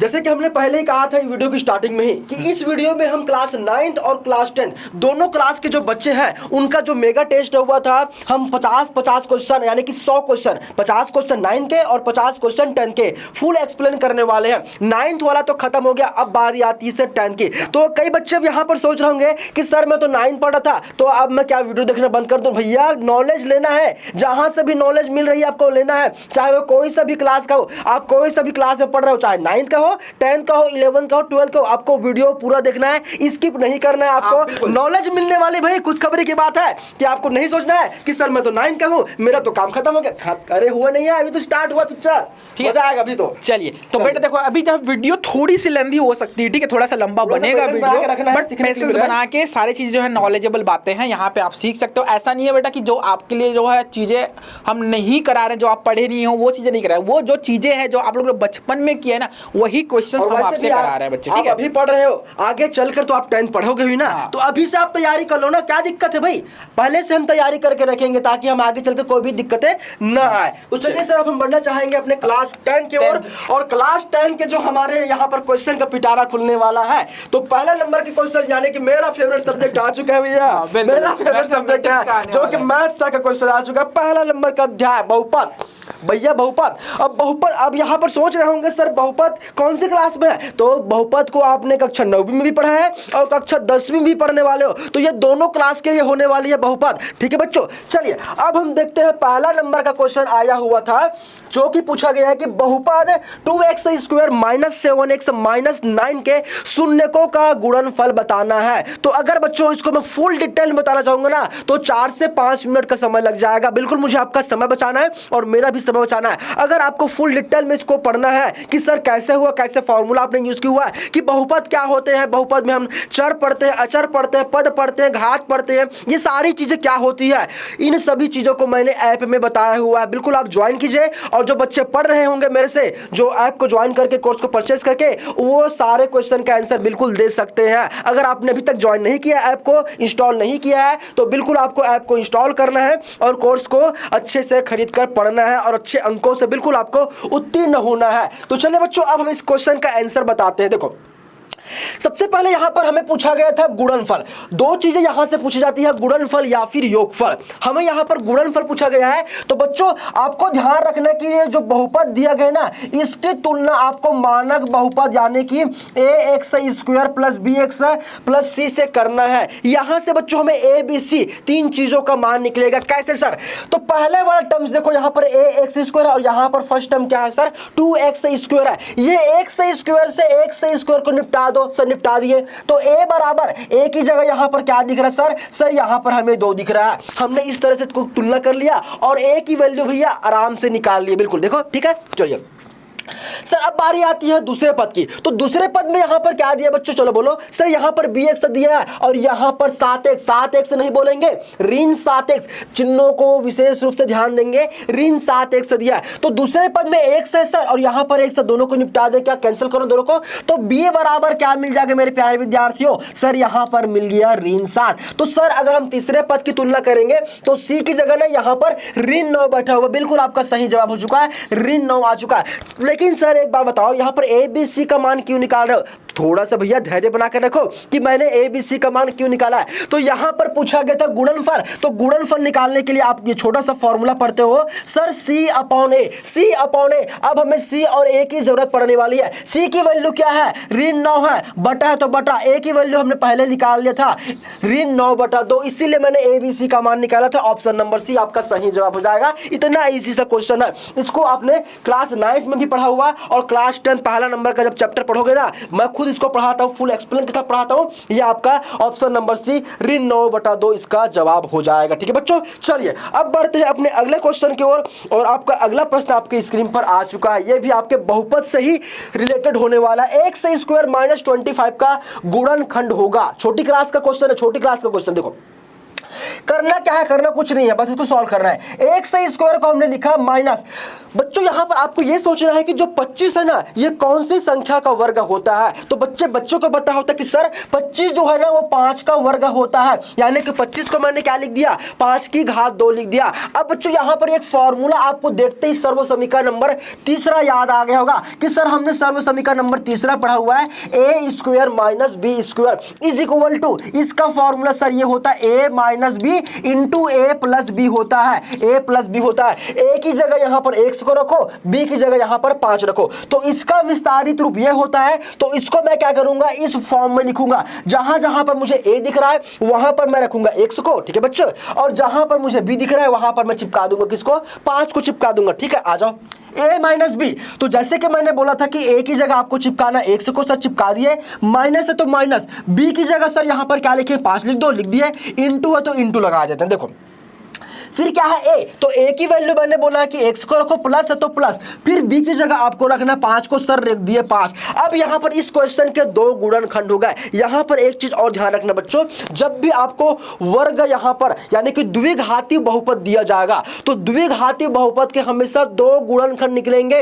ये क्वेश्चन बोर्ड एग्जाम में एक साल पूछ लिया गया था, सन 2018 की बात है, जहां पर बोर्ड एग्जाम कक्षा 10वीं का एक सवाल आया था कि किसी द्विघाती बहुपद में कितने गुणनखंड होते हैं। तो बिल्कुल आपका सही जवाब क्या हो जाएगा कि किसी द्विघातीय बहुपद में 2 गुणनखंड होते हैं। तो x² - 25 के 2 गुणनखंड हो जाएंगे, दोनों आपका आंसर हो जाएगा।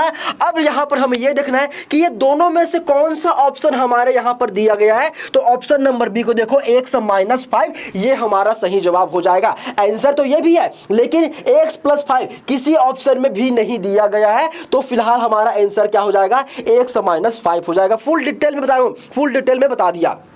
चलिए अब बढ़ते हैं अपने अगले क्वेश्चन की ओर। ये भी आपका बहुपद से ही रिलेटेड होने वाला बहुत इजी सा क्वेश्चन है। देखो तो बहुपद x² - 9 के शून्यक होंगे। शून्य कैसे निकालते हैं? तो बच्चों ये सेम टू सेम आपको दिख रहे होंगे इस क्वेश्चन की तरह। तो इसके लिए हम क्या करेंगे? इसका भी पहले हम गुणनखंड निकालेंगे। कैसे करते हैं सर? तो x² - 9, तो 9 को बच्चों हम क्या लिख देंगे? तो सोचना है आपको कि 9 जो है वो किसका वर्ग होता है। तो सर ये 9 जो होता है ना वो 3 का वर्ग होता है, 3 तिया 9 होता है। बिल्कुल फिर से वही बात कि आपको सर यहां पर फॉर्मूला दिख गया, सर्व समीकरण नंबर कौन सा? सर तीसरा, a² - b²। चलो बच्चों बोलो तो सर इसका जो फॉर्मूला होता है a minus B into A plus B होता है, अभी आपने बताया था, हमें मुंह जुबानी याद हो चुका। तो a की जगह यहां पर क्या रखना है, बोलो बच्चों। सर रखेंगे x को, b की जगह क्या रखोगे, सर रखेंगे 3 को, रख दो बिल्कुल। तो ये क्या हो जाएगा, x minus 3 into x plus 3, ये तो हो गया गुणनखंड। अगर आपसे पूछ लेता है कि एक्स स्क्वायर माइनस 9 के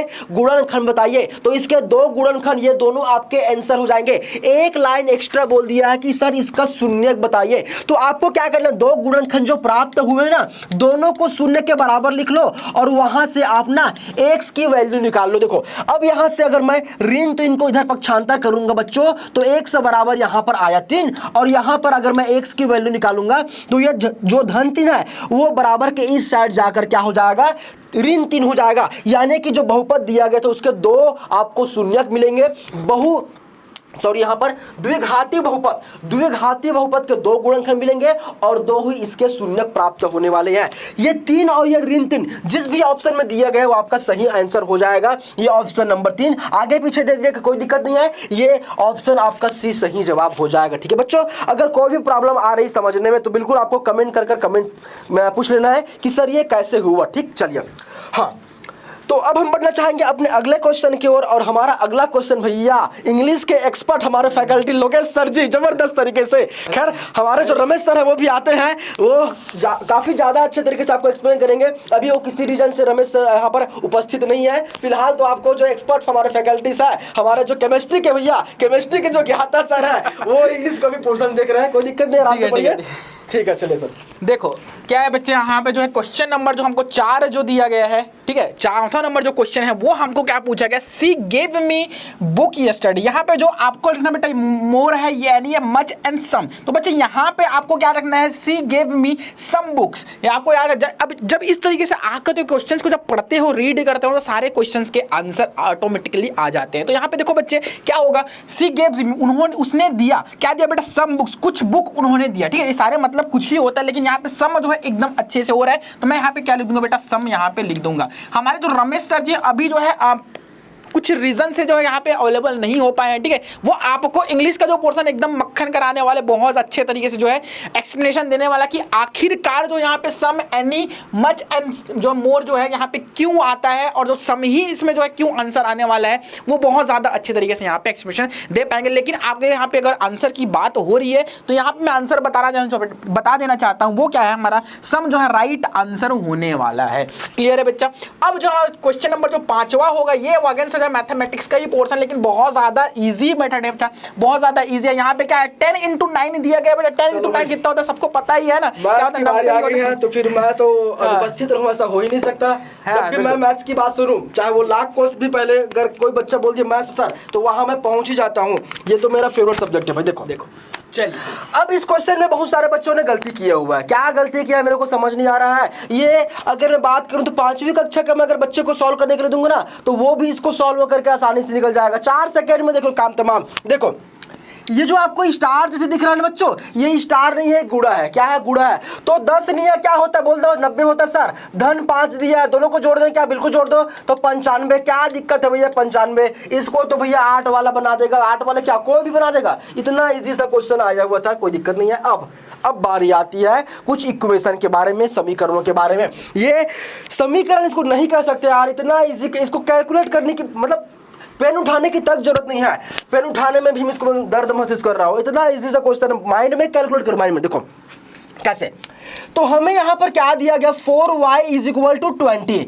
समीकरण को हल करना, इसका मतलब यह है कि वहां पर जो भी समीकरण में आपको चर दिया गया, उस चर की आपको वैल्यू बताना है। चर यानी कि बच्चों वेरिएबल होता है, यहां पर वेरिएबल आपको दिखेगा y, तो y की हमें वैल्यू बताना है। कैसे निकालोगे, देखो तो y के साथ यहाँ पर जो 4 है वो गुणा में है, तो गुणा वाला को अगर मैं पक्षांतर करूंगा तो वो भाग में जाता है, तो वो 20 के भाग में आ गया। अब इसको हम डिवाइड कर सकते हैं, 4 एकम सर, और ये 4 पंचे 20 होता है, तो y बराबर 5, y बराबर 5 ये आपका सही जवाब हो जाएगा। तो बताओ ना बच्चों, यहाँ पर पेन उठाने की क्या जरूरत थी, बिल्कुल भी जरूरत नहीं थी। ठीक है, तो ऑप्शन नंबर बी हमारा आंसर इसका हो जाएगा। ठीक है, चलिए अब बढ़ना चाहेंगे अपने अगले क्वेश्चन की ओर। फिर से यहाँ पर हम देखते हैं क्वेश्चन नंबर 7 के बारे में। पढ़ाई में। अब यहाँ पर क्वेश्चन नंबर 7 जो कि आपका छोटी क्लास 6वीं क्लास का जो आपने अनुपात एवं समानुपात पढ़ा हुआ ना, ये वहीं से आया हुआ क्वेश्चन है कि 15 सेबों का 10 किलो से अनुपात क्या होगा। कोई दिक्कत नहीं है, आराम से कर लेंगे। 15 को रखो ऊपर में, फिर क्या बोला था, अनुपात बोला था, तो अनुपात का ये 2 ठो बिंदु लगाओ, लगा दिए सर। फिर क्या बोला गया, 10 बोला गया। मुझे एक बार बता दो बच्चों, ये दोनों जो है वो 5 के पहाड़े में आता है क्या? सर बिल्कुल आता है सर। ये तो 5 थी 15, यानी कि 5 से मैं इसको डिवाइड कर दूं क्या? बिल्कुल इसको कर सकते हैं। तो यहां पर थोड़ा सा, हाँ देखो, तो ये हो जाएगा 3:2, यानी कि इसका जो आंसर आने वाला है वो 3:2 होने वाला है। वापस से यहाँ पर जो है हमारे ऑपरेटर्स के द्वारा गलती की गई है, यहाँ पर ए ऑप्शन नहीं आएगा भैया, ऑप्शन नंबर जो है ये बी इसका सही जवाब हो जाएगा। 3:2 आने वाला, बिल्कुल आप इसको सॉल्व कर देख सकते हो, ये हमारा आंसर हो जाएगा। भले ही आपको पीले पीले दिख रहा होगा, लेकिन हमेशा जो पीला है वो सही हो जरूरी बिल्कुल नहीं है। ये आपका ऑप्शन हो जाएगा। सॉल्व करना है, इसीलिए सॉल्व करना है, जो लिखी लिखाई बात में इस पर ध्यान नहीं देना, ठीक है बच्चों। बिल्कुल, बिल्कुल। तो वापस से वही कहानी, भाई इंग्लिश के एक्सपर्ट आ चुके हैं, आपको इसका आंसर बताने वाले हैं। देखो देखो देखो बच्चे, हमारा जो नेक्स्ट जो है हमारा क्वेश्चन, जो क्वेश्चन नंबर 8 है, ये आने वाला है। क्वेश्चन नंबर 8 में क्या है, there is not milk in the pot. मतलब भाई यहाँ पे जो है, जो पॉट में जो हमारे पात्र है, वहां पे किसी भी तरीके का कोई भी दूध नहीं है। तो यहाँ पे एनी आएगा बेटा, राइट आंसर हमारा क्या हो जाएगा, ऑप्शन नंबर बी, एनी आने वाला है। तो यहाँ पे ऑप्शन नंबर बी हमारा राइट होगा। आपने जो है चेक कर सकते हो, अगर आपने एनी लिखा होगा तो आपको जो है बहुत अच्छे तरीके से 2 अंक मिल जाएगा, ठीक है। अब देखो एनी बात की है, उसके बाद नेक्स्ट क्वेश्चन के ऊपर फटाफट से जंप करते हैं। हमारा जो घनश्याम है, mister Ghanshyam is blank space के बाद ऑनरेबल मैन। अब बच्चे यहाँ पे फिर से आर्टिकल वाला फंडा आ गया है। आर्टिकल में क्या होता है मैंने आपको बताया ही हुआ है, 9th वाले जो है पोर्शन में मैंने बताया। फिलहाल बच्चे 10th वाले बच्चों को मैं वापस से बता देता हूँ कि जो है आर्टिकल्स में क्या होता है, जो ए होता है बेटा वो सिंपल जो है व्यंजन के लिए यूज किया जाता है, और जो स्वर जो होता है वहाँ पे अगर स्वर की तरह जो भांति व्यवहार करते हैं, मतलब जो स्वर की भांति जो है हमको उच्चारण में लगता है, हम वहाँ पे क्या यूज करते हैं, एन का यूज करते हैं। तो यहाँ पे बच्चे, यहाँ पे अगर जो है अक्षर की मैं बात करूँ तो यहाँ पे एच तो हमारा स्वर नहीं है, लेकिन जब उच्चारण करते हैं तो हम इसको क्या बोलते हैं, ऑनरेबल बोल रहे होते हैं। मतलब अ का यूज किया जाता है हिंदी मात्रा में, जो अ का मात्रा बेटा वो क्या था, स्वर में आता है। तो यहाँ पे क्या यूज करेंगे हम, एन जो है इसका राइट आंसर होगा। एन जो हमारा यहाँ पे राइट आंसर होने वाला है। क्लियर है बच्चे, honourable, Ghanshyam is honourable man, ठीक है, ऑनरेबल मैन हम इसको बोल रहे होते हैं। अब बच्चे जो नेक्स्ट क्वेश्चन है, क्वेश्चन नंबर 10, ये यहाँ पे क्या बोलता है भाई, हाउ ब्लैंक स्पेस के बाद भाई मनी यू वांट, मतलब आपको कितने पैसे की जरूरत है। तो यहाँ पे भैया सिंपल सी बात है, हाउ मच मनी। आप लोगों ने कई बार जो मूवीज के अंदर भैया कई बार आपने जो है समझा होगा, सीखा होगा कि हाउ मच मनी, भैया हाउ मच यहाँ पे आंसर आ जाएगा। हाउ मच कितने पैसे भैया, how much money do you want, how much money you want. यहाँ पे जो है क्वेश्चन है, मतलब आपको कितने पैसे चाहिए, इसका कहने का मतलब ये। तो यहाँ पे जो राइट आंसर होगा हमारा क्या होगा, बी आ जाएगा, मच, ठीक है। अब जो नेक्स्ट क्वेश्चन है वहां पे जंप करते हैं फटाफट से। देखो यहाँ पे कुत्ते भेड़ के अग्रपद, देखो बच्चे, कुत्ते व भेड़ के अग्रपद चलने एवं वेल के अग्रपाद तैरने व चमगादड़ के अग्रपाद उड़ने के लिए ये किसके उदाहरण है। बेटा ध्यान से देखना, यहाँ पे क्वेश्चन बड़े आपको थोड़ा सा कंफ्यूजन हो सकता है, लेकिन यहाँ पे क्या है कि जो कुत्ते और भेड़ में क्या होता है बेटा, अग्रपद चलते हैं, मतलब सामने के जो पैर होते हैं वो चलने के लिए यूज करते हैं। जैसे हमारे पास भी, हम तो एक जीव ही है ना, हम तो एक प्रकार के जीव ही है, तो हमको जो 2 पैर जो यूज दिए गए भगवान ने, हम तो अपने दोनों पैर से ही चल रहे होते हैं। तो उसी प्रकार से जो जानवर होते हैं, जो जीव जंतु होते हैं, उनको जो उनके आगे के जो पैर होते हैं वो अग्रपद कहलाते हैं, और वो अपने पैरों का ही यूज करके चल रहे होते हैं। तो जो कुत्ते और भेड़ होते हैं वो अग्रपद चलने, और वेल में क्या होता है बेटा, वो तैरने के लिए जो अपने अग्रपद का यूज करते हैं, सामने वाले पैर का यूज करते हैं। और साथ ही साथ जो चमगादड़ होते हैं वो भी अपने जो उड़ने के लिए क्या करते हैं, अग्रपद का यूज करते हैं। तो इन सभी में जो क्वांटिटी होती है, एक जो क्वालिटी होती है वो समान होती है। उस क्वालिटी को हम क्या बोलते हैं, समजात अंग बोलते हैं। मतलब सभी लोगों में जो एक अंग है, जो अग्रपद है, वो क्या है, समान है। हम इसलिए जो क्या बोलेंगे, समजात अंग यहाँ पे राइट आंसर होने वाला है। एकदम क्लियर सारे बच्चों को। इसके बाद बच्चे, कुटुम्बसर गुफा का आवास स्थल है बेटा, मतलब कुटुम्बसर जो गुफा है वहां पे कौन से ऐसे, यहाँ पे जो ऑप्शंस को ध्यान से देखना, यहाँ पे कौन किसका जो है आवास स्थल है। तो इसका जो राइट आंसर है वो क्या बेटा, कानी मछली होगा, ठीक है। कुटुम्बसर जो गुफा है वहां पे कानी मछलियों का क्या होता है, आवास होता है, मतलब उस गुफा में कानी मछलियां जो है रहती है। तो यहाँ पे जो राइट आंसर होने वाला है, सी हमारा होने वाला है, कानी मछली। क्लियर है बच्चे। अब अगर मैं जो है क्वेश्चन नंबर 13 की बात करूं तो बहुत ज्यादा इजी है बेटा, ये बहुत ज्यादा इजी है जो है हमारा जो है क्वेश्चन होने वाला है। तो वापस से मैं जो टेकेश्वर सर को देने वाला हूँ माइक, ये जो एक्सप्लेनेशन देने वाले हैं। चलिए भाई, चलिए तो पहले बात तो मैं यहाँ पर ये कहना चाहूँगा कि बहुत सारे बच्चों ने भैया इसका गलत आंसर दिया हुआ है।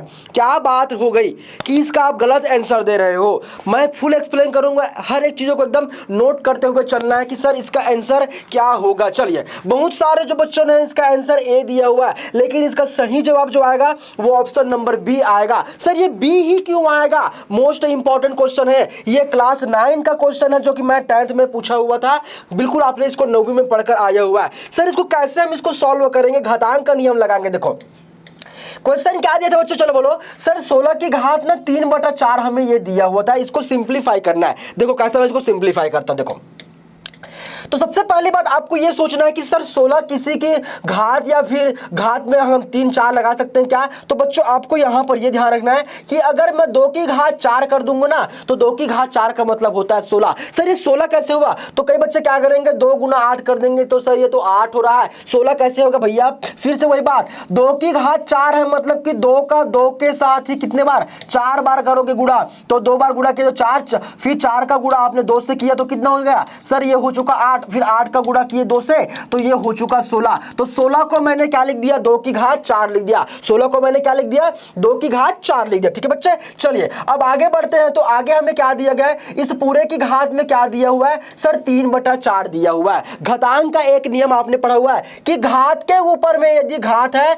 तो हम घातों का कर देंगे भैया अच्छे से गुणा। सर घात के ऊपर में घात है तो दोनों घातों का मैंने कर दिया गुणा। 4 ऊपर में है और 4 जो है नीचे में, दोनों कैंसिल हो गया। तो 2 की घात 3, 2 की घात 3 मतलब कि यहां पर 6 कर दोगे तो आपका आंसर गलत।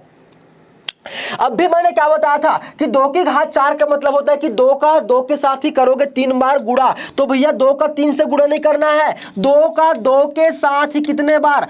3 बार करोगे गुणा। तो 2 बार गुणा करेंगे 4, फिर 4 का गुणा होगा 2 से, तो यानी कि आपका जो आंसर आने वाला है वो आने वाला है 8 आंसर आने वाला है। तो ऑप्शन नंबर बी आपका सही जवाब हो जाएगा। कई बच्चे इसको आंसर मार रहे हैं, कई बच्चे इसको आंसर मार रहे हैं। भैया थोड़ा सा दिमाग लगाओ, ये दोनों ऑप्शन नहीं होगा, ऑप्शन नंबर बी इसका करेक्ट आंसर होने वाला है। कक्षा 9वीं का ये सवाल होने वाला है, इसको आपने कक्षा 9वीं में पढ़कर आया हुआ। ठीक है, चलिए अब हम बढ़ना चाहेंगे अपने अगले क्वेश्चन की ओर। क्वेश्चन नंबर कौन सा है? 14 नंबर का, जो कि अनुपात एवं समानुपात से लिया गया है। मात्र 5 सेकंड का क्वेश्चन है। देखो सबसे पहले देखो यहां पर 8 दिया गया है। अब मैं इसको शॉर्ट में करने की कोशिश करूंगा, वीडियो को बिल्कुल भी हमें लंबा नहीं करना है।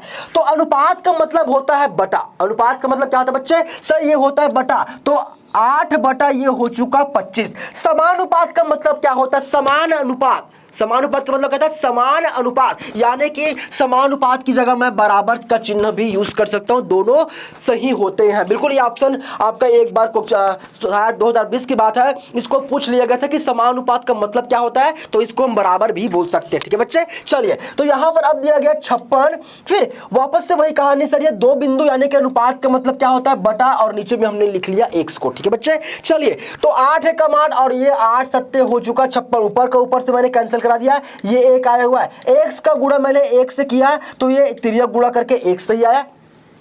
25 सत्ते कितना होता है? चलो बोलो 25 सत्ते सर 125 होता है। आपका ऑप्शन नंबर बी सही जवाब हो जाएगा। मात्र 10 सेकंड लगता है इस क्वेश्चन को सॉल्व करने, पेन उठाने की जरूरत नहीं पड़ती, माइंड में इसको कैलकुलेट कर देना है। ऑप्शन नंबर बी 175 हमारा सही जवाब होने वाला। ठीक है बच्चे, चलिए हाँ अब यहां पर हम अगले क्वेश्चन की ओर बढ़ेंगे।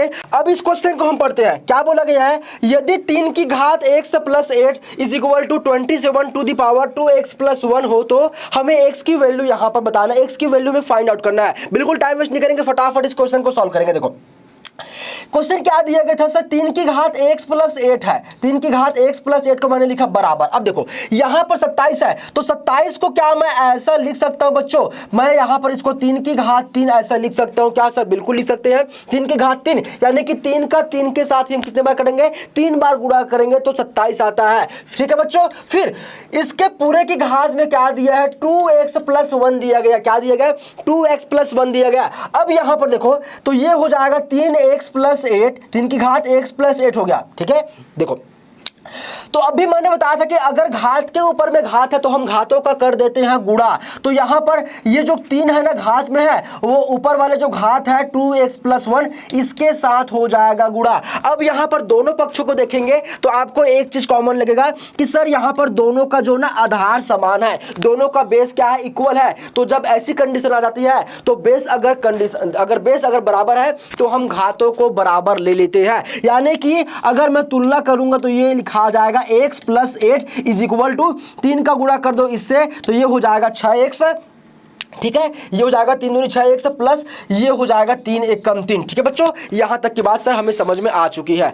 अब यहां पर देखो, हाँ तो हमें x की वैल्यू निकालना, तो x देखो मैं x की वैल्यू निकालने के लिए क्या कर रहा हूं, 6 से x को मैंने यहीं पर रखा, इस x को मैं इधर लाऊंगा तो ये हो जाएगा ऋण x हो जाएगा, ये 8 आ चुका इधर। अब ये जो प्लस का 3 है वो इधर आएगा तो ये हो जाएगा ऋण का 3। ठीक है बच्चों, तो 8 में अगर मैं यहाँ पर 3 घटा दूंगा तो ये हो जाएगा 5, 6x में 1x को घटा देंगे तो ये हो जाएगा 61। ठीक है, हमें तो निकालना है x की वैल्यू ना, तो ये 5 हो जाएगा, x के साथ जो 5 गुणा में है वो आ जाएगा भाग में, 5 से 5 कैंसिल हो गया यानी कि x = 1 हमारा सही जवाब हो जाएगा। ऑप्शन नंबर सी इसका नहीं, ऑप्शन नंबर डी इसका सही जवाब हो जाएगा। फिर से प्रिंटिंग मिस्टेक हुआ है, ऑपरेटर के द्वारा गलती की गई है। बिल्कुल आपको हर पीले वाले को आंसर नहीं लेना भैया, यहां पर डी आपका ऑप्शन सही हो जाएगा, एक आपका सही जवाब होने वाला है। ठीक है, फुल एक्सप्लेन मैंने कर दिया।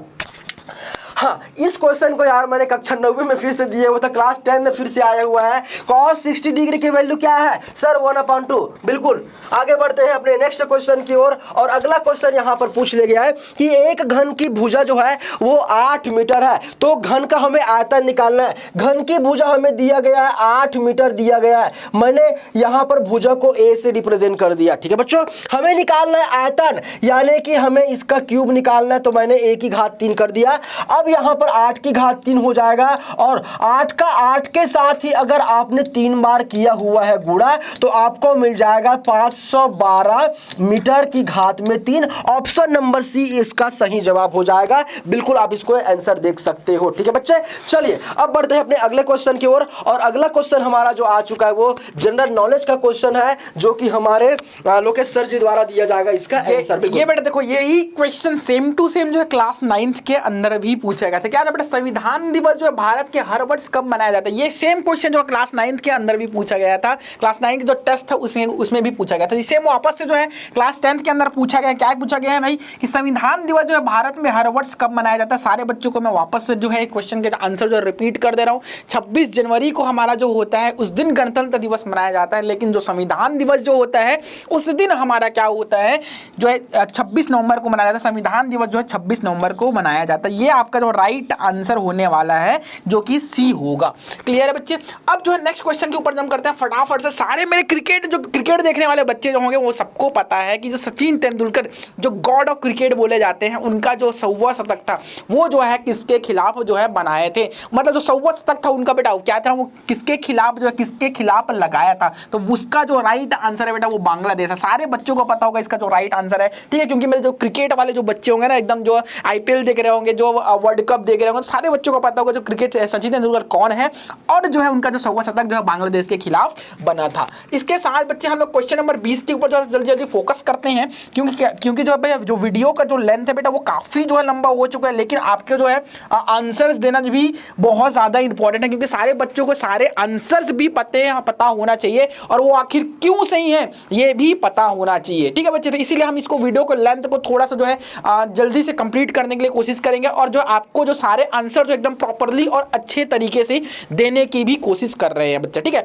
देखो क्या था क्वेश्चन नंबर जो 20 है, हाल ही में जो राम वन गमन पर्यटन परिषद समारोह कहां आयोजित की गई थी। एकदम जीके का एकदम छोटा सा क्वेश्चन है बेटा, एकदम जीके का छोटा क्वेश्चन है। ये आपको जो है न्यूज़पेपर में देखने को मिलेगा। ये जो समारोह जो था वो कहां था, चंदखुरी में बेटा। चंदखुरी में जो मंदिर है वहां पे जो इसका आयोजन किया था। चंदखुरी में जो कॉन्सर्ट भी लगे हुए थे। ठीक है, तो वहां पे जो राइट आंसर होगा हमारा क्या होगा, चंदखुरी रायपुर जो इसका राइट आंसर होने। और यहाँ पे जो है राम वन गमन जो है पर्यटन परिपथ जो समारोह यहाँ पे आयोजित किया गया था। ठीक है बच्चे, अब जो हमारा नेक्स्ट क्वेश्चन है ये वापस से जो है ध्यान से देखना, ये जो कुछ कॉन्स्टिट्यूशन मतलब जो है संविधान से रिलेटेड क्वेश्चन है। देखो बच्चे क्या है यहाँ पे, वर्तमान में भारतीय नागरिकों को ध्यान देखना, वर्तमान में भारतीय नागरिकों को कितने मौलिक अधिकार प्राप्त थे। लेकिन मेरे पुराने वाले जो स्टूडेंट होंगे उनको पता होगा कि यहाँ पे जो पहले जो है 7 हुआ करते थे मौलिक अधिकार, लेकिन इसको जो है थोड़ा सा जो परिवर्तन करके क्या कर दिया गया है, 6 इसका जो है कर दिया गया। मतलब इसका जो राइट आंसर है वो क्या होने वाला है, 6 होने वाला है। ऑप्शन नंबर ए जो है सही होने वाला है। पहले 7 हुआ थे कई सारे बच्चे, जो इसका जो ऑप्शन को जो 7 जो ऑप्शन है वो जो है ऑप्शन नंबर बी जो टिक किए हुए, लेकिन वो जो है अभी के सिचुएशन को देखते हुए बेटा वो क्या था, रॉन्ग आंसर है। जो हमारा राइट आंसर है वो क्या है, हमारा ऑप्शन नंबर ए 6 होगा। क्लियर है। अब आगे बढ़ते बेटा फटाफट से हम जो है आगे बढ़ते हैं। ये वापस से बेटा क्या है, हमारा जो रिपीटेड क्वेश्चन जो कक्षा 9th के अंदर पूछा गया था ना, वही वापस से क्वेश्चन पूछा गया। ठीक है, इसको ज्यादा एक्सप्लेनेशन हम देने को नहीं बनता है, क्योंकि इसको वापस से मैं जो वही चीजें रिपीट करूंगा बार बार तो ये ज्यादा अच्छा नहीं होगा, इसलिए हम इसको फटाफट से आंसर टिक करते हैं और आगे बढ़ते हैं। इसका राइट ऑप्शन क्या होगा बेटा, राइट आंसर क्या होगा, मैं भी जाऊंगा या फिर जाऊंगी। ठीक है, तो राइट ऑप्शन नंबर बी जो इसका राइट आंसर हो जाएगा। अब बच्चे ध्यान से देखना, जो राइट वाला जो हमारा क्वेश्चन नंबर जो 23 है ये भी रिपीटेड ही क्वेश्चन है। देखो बच्चे यहाँ पे क्या की गई है, जो क्वेश्चन जो 9th के क्लास के जो बच्चे हैं, जो 10th क्लास के बच्चे हैं ना, वो सारे बच्चों को जो एक ही पहलू पे जो है तौला गया है। मतलब कि भाई सारे बच्चों को जो है ऐसे क्वेश्चंस दिए गए ना जो उनसे बन पाएंगे, जो उन्होंने बचपन में पढ़ा होगा और जो उनके लायक जो मतलब जो जनरल नॉलेज है वो सारे क्वेश्चंस हम लोग दिए हुए हैं। ठीक है, तो आपको ध्यान से पढ़ना है। आईपीएल में पर्पल जो है कैप जो है किसे दिया जाता है, आपको पता होगा बेटा। आईपीएल अगर देख रहे होगे तो आपको पता है कि आईपीएल में जो पर्पल कैप क्या होता है, किसे दिया जाता है। तो आप ये आईपीएल में तो पर्पल कैप जो सर्वाधिक विकेट लेने वाले खिलाड़ी को दिया जाता है। सर्वाधिक जो विकेट लेते हैं ना ऐसे खिलाड़ी को क्या होता है, आईपीएल में पर्पल कैप दिया जाता है। और सर्वाधिक जो रन बनाते हैं, जो सबसे ज्यादा रन बनाया जाता है, उनको क्या दिया जाता है, ऑरेंज कैप दिया जाता है। क्लियर है क्या। तो पर्पल कैप किसको दिया जाता है, सर्वाधिक विकेट लेने वाले खिलाड़ी को दिया जाता है। अब नेक्स्ट क्वेश्चन के ऊपर जम करते हैं। क्वेश्चन नंबर जो 24 है वो क्या है, सौर मंडल में कितने ग्रह हैं। तो बेटा आपको जो है बचपन से पढ़ते आ रहे हैं, सौर मंडल में जो है 9 ग्रह होते हैं। ये सारी चीज़ आप लोग पढ़ते हैं, लेकिन भैया 9 ग्रह होते हैं, उनमें से जो एक प्लूटो ग्रह था उसको जो है ग्रह के तौर पे नहीं माना गया है। ठीक है, तो उसको हम क्या कर देंगे, 9 से क्या हो गया, वो 8 ग्रह हो गए। तो टोटल इसका जो राइट आंसर होने वाला है बेटा वो क्या होने वाला है, ऑप्शन नंबर सी 8 होने वाला है। क्लियर है।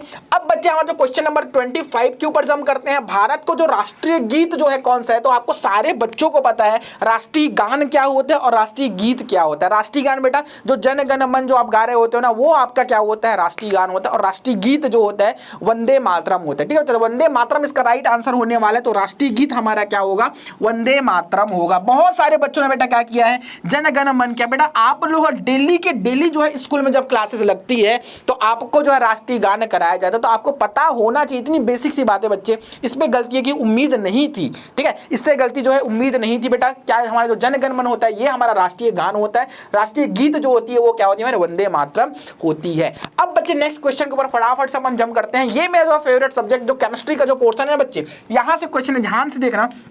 ठीक है, किस लवण की प्रकृति जो है ज्यादा जो है अम्लीय होती है, मतलब ऐसे कौन से सब्सटेंस है जिसकी जो प्रकृति है वो ज्यादा क्या है, अम्लीय होगी, ज्यादा जो एसिडिक नेचर की होगी। तो बच्चे ध्यान से देखना, इसके जो एसिडिक नेचर की मैं बात करूं तो आप लोग जो नमक यूज करते हैं जिसका फॉर्मूला NaCl होता है, ये तो ज्यादा एसिडिक नहीं होती। साथ ही साथ Na2SO4 जो होता है ये भी एसिडिक नेचर की नहीं होती। लेकिन जो हमारा NaAC जो होता है इसका जो नेचर होता है बेटा ये क्या होता है, एसिडिक नेचर का होता है, क्योंकि यहाँ पे एसिटिक एसिड हमारा मौजूद होता है। और KNO4 तो भैया ये तो बेसिक नेचर का होता है, ये तो एसिड ही नहीं है। ठीक है, KNO4 तो ये तो एसिड ही नहीं है, तो हमारा क्या है, क्षार है, बेस है। कि तो हमारा तो राइट आंसर क्या हो जाएगा, NHAC हो जाएगा। क्लियर है बच्चा। ठीक है, अब आगे बढ़ते हैं फटाफट से। देखो ध्यान से, यहाँ पे जो ताप का जो एसआई मात्रक होता है बेटा, अगर ये जो है कक्षा जो है 9th का है। ठीक है, ये जो टॉपिक है जो एसआई मात्रक, जो ताप का जो एसआई मात्रक होता है वो कक्षा 9th के अंदर आप लोग पढ़ रहे होते हो। ठीक है, इसके जो 10th के अंदर पूछा गया तो मतलब एकदम छोटा सा बात है आपके लिए। ठीक है, तो वो ताप का जो एसआई यूनिट होता है, आपको पता है बच्चे जो यूनिट से होते हैं, जो एसआई यूनिट्स होते हैं वो टोटल 7 होते हैं। ठीक है, टोटल 7 यूनिट्स होते हैं, उनमें से एक जो होता है ताप का जो एसआई मात्रक जो होगा वो हमारा क्या हो जाता है, केल्विन हो जाता है। क्या बच्चे, केल्विन होता है। ऑप्शन नंबर जो सी होगा ये हमारे लिए क्या हो जाएगा, राइट आंसर हो जाएगा केल्विन। ठीक है, जो सेंटीग्रेड होता है बेटा ये तो बिल्कुल भी नहीं होता। जो सेंटीग्रेड हम लोग इन जनरल यूज किए जाते हैं। ठीक है, सेंटीग्रेड जैसे आप लोग बोलते हैं ना, आज का जो धूप था वो 40 डिग्री सेंटीग्रेड है। तो वो इंडिया में यूज किया जाता है, ऑल ओवर वर्ल्ड में ये नहीं यूज किया जाता। ठीक है, हम इंडिया में क्या यूज करते हैं, सेंटीग्रेड यूज करते हैं। और जो फ़ारेनहाइट होता है ना, ये फ़ारेनहाइट जो है मेडिकली यूज किया जाता है। मेडिकली कहने का मतलब जब आपको जो है डॉक्टर्स बोलते हैं 104 डिग्री का बुखार है, तो वो जो डिग्री बोल रहा है ना बेटा, वो फ़ारेनहाइट में बताते हैं। जो डॉक्टर्स यूज करते हैं, जो बोलते हैं, जो लिखते हैं, वो क्या है, फ़ारेनहाइट में बोल रहे हो। तो जो लेकिन ऑल ओवर इंडिया में जो टेम्परेचर का जो यूनिट यूज किया जाता है वो क्या हमारा केल्विन होता है बेटा। ठीक है, केल्विन आप लोग याद रखिएगा, ये कक्षा 11 के अंदर भी पूछा जाता है, इवन कॉम्पिटिटिव एग्जाम्स में भी ये क्वेश्चन पूछे जाते हैं। ठीक है, चलिए आगे बढ़ते हैं। अब बच्चे जो हिमालय का जो पर्वत है उसका आकार कैसा होगा बेटा, देखो ध्यान से, उसका आकार क्या होता है, त्रिकोणीय। भैया पर्वत होता ही कैसे बेटा, ये ऐसा पर्वत तो नहीं होता भाई, है ना, पर्वत तो ऐसा नहीं होता भाई। ठीक है, पर्वत कैसे होता है, हमेशा जो है कुछ हमको इस तरीके से दिखता है ना, कुछ इस तरीके से दिखता है। तो एकदम जिन जनरल सी बात है बेटा, क्या होगा, त्रिकोण होगा। क्या होता है, त्रिकोण होगा, चौकोन तो होता नहीं है भाई। ऐसा पर्वत देखे हो आज तक कभी, ये पर्वत है, हम ऐसा देखे हो क्या, पर्वत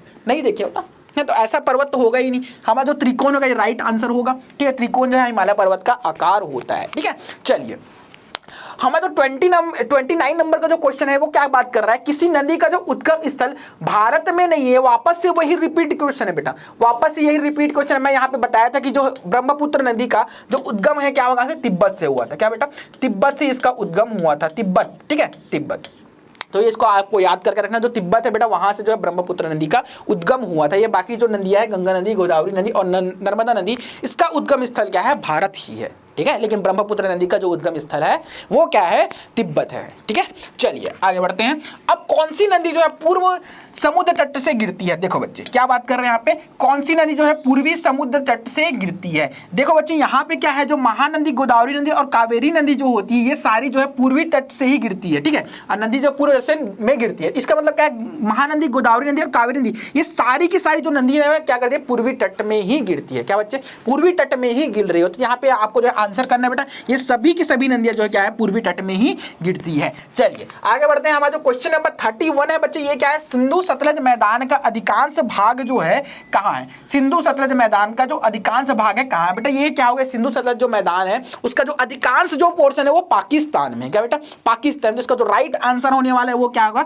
पाकिस्तान होने वाला है, पाकिस्तान। भारत में तो बिल्कुल नहीं है। ठीक है, भारत में थोड़ा सा पोर्शन है, भारत में जो थोड़ा सा पोर्शन है, लेकिन एकदम ऐसा नहीं कि बहुत ज्यादा मैक्सिमम पोर्शन जो है इस सिंधु सतलज का होगा। लेकिन नहीं भाई, पाकिस्तान में क्या होता है, बहुत ज्यादा मैक्सिमम क्या है बेटा, मैदान जो वहां पे है उससे कुछ क्या है भारत में, और बांग्लादेश तो हो ही नहीं सकता, चीन तो भैया हो ही नहीं सकता।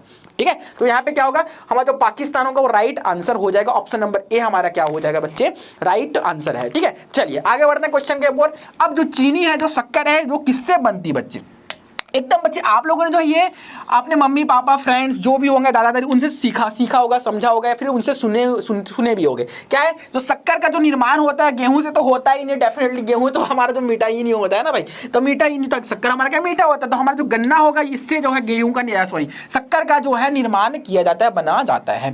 ठीक है, अब देखो आगे बढ़ते हैं अपन क्वेश्चन नंबर 33 की बात करते हैं। तो भारत का जो पहला नेशनल पार्क जो है कहाँ है। ठीक है, इसको तो थोड़ा सा अच्छे से अपने कॉपी के अंदर लिख लेना बेटा। भारत का जो पहला नेशनल पार्क कौन सा है, वो हमारा क्या होगा, जिम कॉर्बेट होगा। क्या बेटा, जिम कॉर्बेट जो नाम का हमारा जो है पहला जो है नेशनल पार्क होगा। ठीक है, तो ये आपका जो राइट आंसर क्या होगा, जिम कॉर्बेट ही होगा। ठीक है, चलिए आगे बढ़ते हैं। अब जो है क्वेश्चन नंबर 34 जो है बेटा, भारत की पहली ट्रेन है ना, ये तो भाई एकदम बचपन की बातें हैं। ठीक है, आप कक्षा 9 के अंदर पढ़े होगे। भारत की जो पहली ट्रेन है बच्चे, वो कहां से कहां तक चली थी। ठीक है, ये कुछ इस तरीके से क्वेश्चन होगा, भारत की जो पहली ट्रेन है वो कहां से कहां तक चली थी।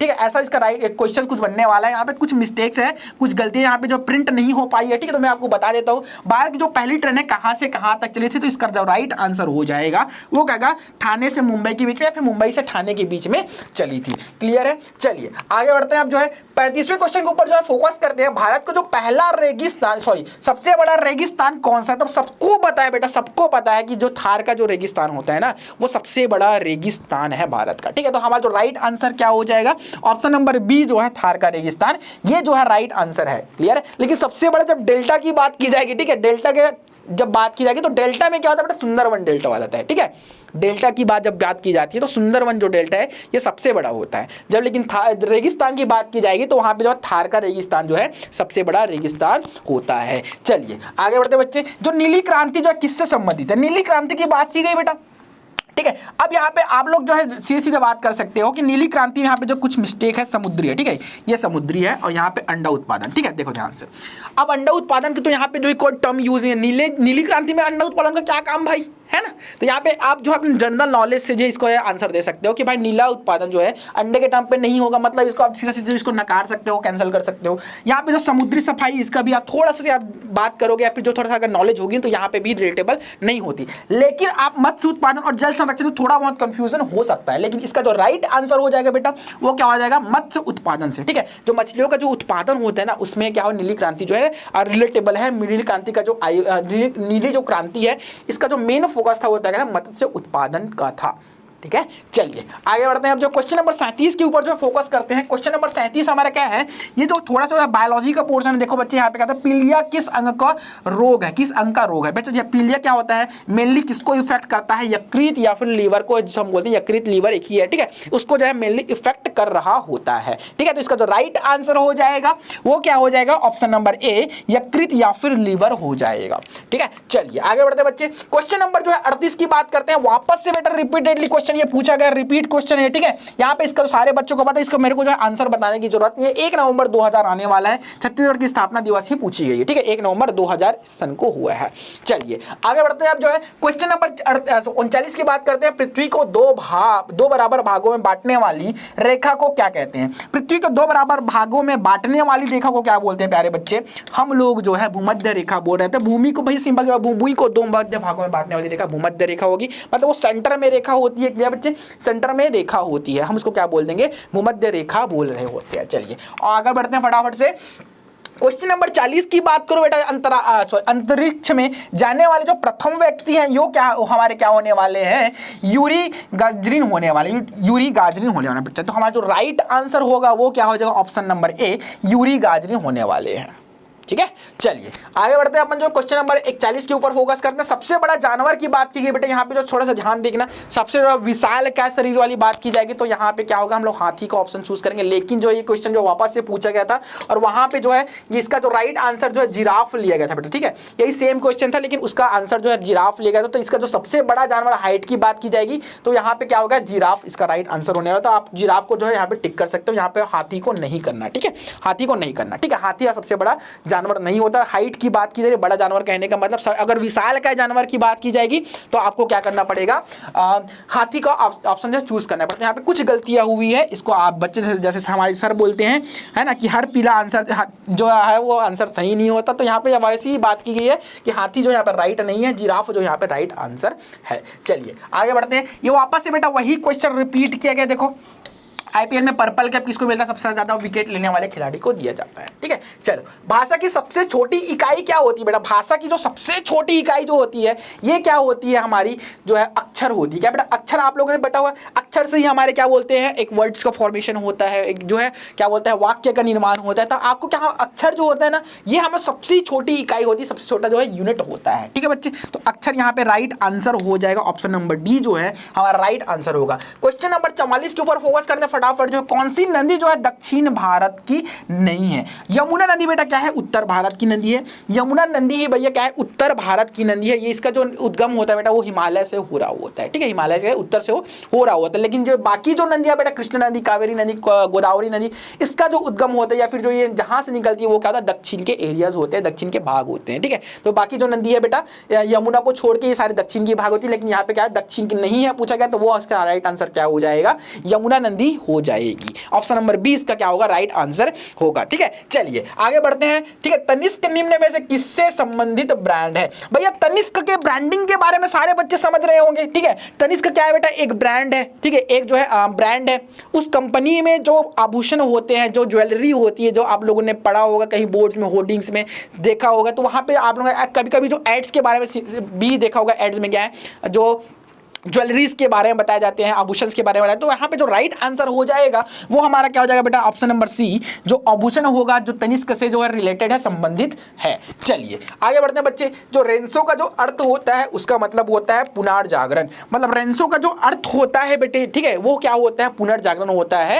वापस से जो है उसका किसी का जो जागरण हो रहा होता है, कहने का मतलब जो पुनर्निर्माण हो रहा था, हम उसको क्या बोलते हैं, पुनर्जागरण बोल रहे होते हैं, ठीक है। चलिए आगे बढ़ते हैं बच्चा। फिल्म आदि पुरुष बेटा वापस से यही क्वेश्चन रिपीट किया गया है, ठीक है। वही क्वेश्चन है बेटे, ठीक है। सारे जो 9th क्लास और 10th क्लास में जो क्वेश्चन है मैक्सिमम जो रिपीटेड क्वेश्चन ही है, ठीक है। तो ध्यान से देखना, जो फिल्म आदि पुरुष का जो संबंधित है वो क्या हमारा रामायण से संबंधित, क्या बच्चा रामायण से ही संबंधित है, ठीक है। चलिए आगे बढ़ते हैं। भारत का जो राष्ट्रीय खेल क्या है आपको पता होना चाहिए बच्चे। बहुत सारे बच्चे यहाँ पे जो है गलतियां किए हुए हैं, बहुत सारे बच्चे यहाँ पे गलतियां किए भैया कि राष्ट्रीय खेल क्रिकेट को, भैया ऐसा नहीं है कि भाई क्रिकेट जो है हमारा जो है लोकप्रिय खेल है हम बोल सकते हैं, लेकिन जो उसका राष्ट्रीय खेल या फिर बोल सकते हैं जो राष्ट्रीय खेल है वो हमारा क्या है, हॉकी है। क्या बच्चा, हमारा हॉकी क्या है, राष्ट्रीय खेल है। आपको याद होना चाहिए, आपकी बेसिक सी जानकारी है बच्चे, ठीक है। चलिए आगे बढ़ते हैं। इनमें से सबसे लोकप्रिय सोशल मीडिया कौन सी, सारे बच्चों को पता है भैया इंस्टाग्राम बोलने वाले, लेकिन ये जो हमारा लोकप्रिय जो है सोशल मीडिया प्लेटफॉर्म नहीं है। हमारा जो सबसे ज्यादा लोकप्रिय सोशल मीडिया प्लेटफॉर्म जो है वो हमारा क्या होने वाला है, फेसबुक होने वाला है। ऑप्शन नंबर बी हमारा राइट आंसर हो जाएगा, ठीक है। Option number B right answer होगा, फेसबुक। क्लियर है। चलिए आगे बढ़ते हैं। तो लास्ट बेटा क्लास 9th के अंदर भी लास्ट जो क्वेश्चन पूछा गया था, क्लास 10th के अंदर भी लास्ट जो क्वेश्चन पूछा गया था वही वापस रिपीट करके आ गया है। क्या बच्चे, ऋतिक रोशन और जब प्रीति जो है जिंटा स्टार इस फिल्म में जहां पे जो है जादू नामक एलियन को दिखाया गया है वो वापस से आपको टिक कर देना है, कोई मिल गया, कोई मिल गया बच्चे, ठीक है। सारे बच्चों को पता है बेटा, सारे बच्चों को ये सारी चीजें पता होगी, ठीक है। एकदम बेसिक्स जो है आपके बेसिक्स का जो है टेस्ट करने के लिए जो मेगा टेस्ट रखा गया था, ठीक है। सारे बच्चों को एकदम बहुत गजब तरीके से रिस्पांस के, सारे बच्चे जो है बहुत एनर्जेटिक तरीके से जो है हम लोगों को जो है इंस्पायर किया। आप लोग के जो रिकमेंड थे, आपके जो कमेंट्स थे बेटा वो सब बहुत गजब के थे, ठीक है। तो सारे बच्चों ने बहुत बढ़ चढ़ के पार्टिसिपेट किया हुआ है। तो इसी तरीके से बच्चे हम लोगों ने पूरा का पूरा जो क्वेश्चन थे क्लास 9th के, क्लास 10th के, उसका प्रॉपर एनालिसिस और प्रॉपर आंसर यहाँ पे आप लोगों को दे दिया है। क्लियर है। अब बच्चे जो ये वीडियो लेक्चर जो बच्चे क्या करेंगे, आप जो सारे बच्चों को तक शेयर करेंगे, सारे बच्चों तक क्या कहें, जिसको जो है अपने फैमिली मेंबर तक शेयर करने हैं, जिससे आपका जो क्वेश्चंस है वो आप जो है अपने फैमिली मेंबर से भी चेक करा सकते हो कि आपके कितने अंक आए हैं, कितने जो है सही गए हैं। आप अपने दोस्तों तक शेयर कर सकते हैं, अपने क्लासमेट तक जो है शेयर कर सकते हो। अगर आपको किसी भी तरीके की जो है दिक्कत होती है किसी भी क्वेश्चंस के ऊपर, तो आप जो है कमेंट सेक्शन में जाके कमेंट भी कर सकते हो। क्लियर है बच्चा। चलिए हाँ तो भाई हमने क्लास 9th और 10th दोनों क्लास के लिए 50-50 जो क्वेश्चन हमने सेट किया हुआ था, सारे क्वेश्चन के हमने आंसर दे दिए हैं। अगर आपको लगता है कि नहीं सर आपने इस क्वेश्चन का आंसर गलत बताया हुआ है, तो बिल्कुल आपके लिए कमेंट बॉक्स बना हुआ है, आप कमेंट कीजिए, हम उस पर एक्सप्लेन करेंगे। हमारे जो विशेषज्ञ रहेंगे, हमारे जो एक्सपर्ट फैकल्टीज रहेंगे, हम पूछताछ करेंगे कि बच्चे जो है इस क्वेश्चन का आंसर ये बता रहे हैं। अगर आपको लगता है तो उस क्वेश्चन को बिल्कुल आपको कमेंट करके बताना है, ठीक है बच्चे। और इसी तरह से जितने जोश के साथ आपने ये मेगा टेस्ट में भाग लिया हुआ था, उसी जोश के साथ आपको आगे भी पढ़ाई करते रहना है। और अभिप्सा टीम, पूरी अभिप्सा टीम आप लोगों के साथ है। जब तक आप सफल नहीं हो जाते हम आपका साथ नहीं छोड़ने वाला है। बस आपको क्या करना है, हमें फॉलो करना पड़ेगा, हमारे जो भी इंस्ट्रक्शन रहेंगे उसको फॉलो करेंगे और बिल्कुल आप अच्छे अंकों से उत्तीर्ण होने वाले हो। बिल्कुल बिल्कुल। चलिए बच्चे, तो इसी के साथ जो है आज का जो हमारी वीडियो है, जो आज का जो मोटिव था वो पूरी तरीके से कंप्लीट हो चुका है। तो इसी के साथ बच्चे हम लोग जो ये वीडियो लेक्चर जो यहीं पे खत्म करते हैं। बाय बाय, धन्यवाद।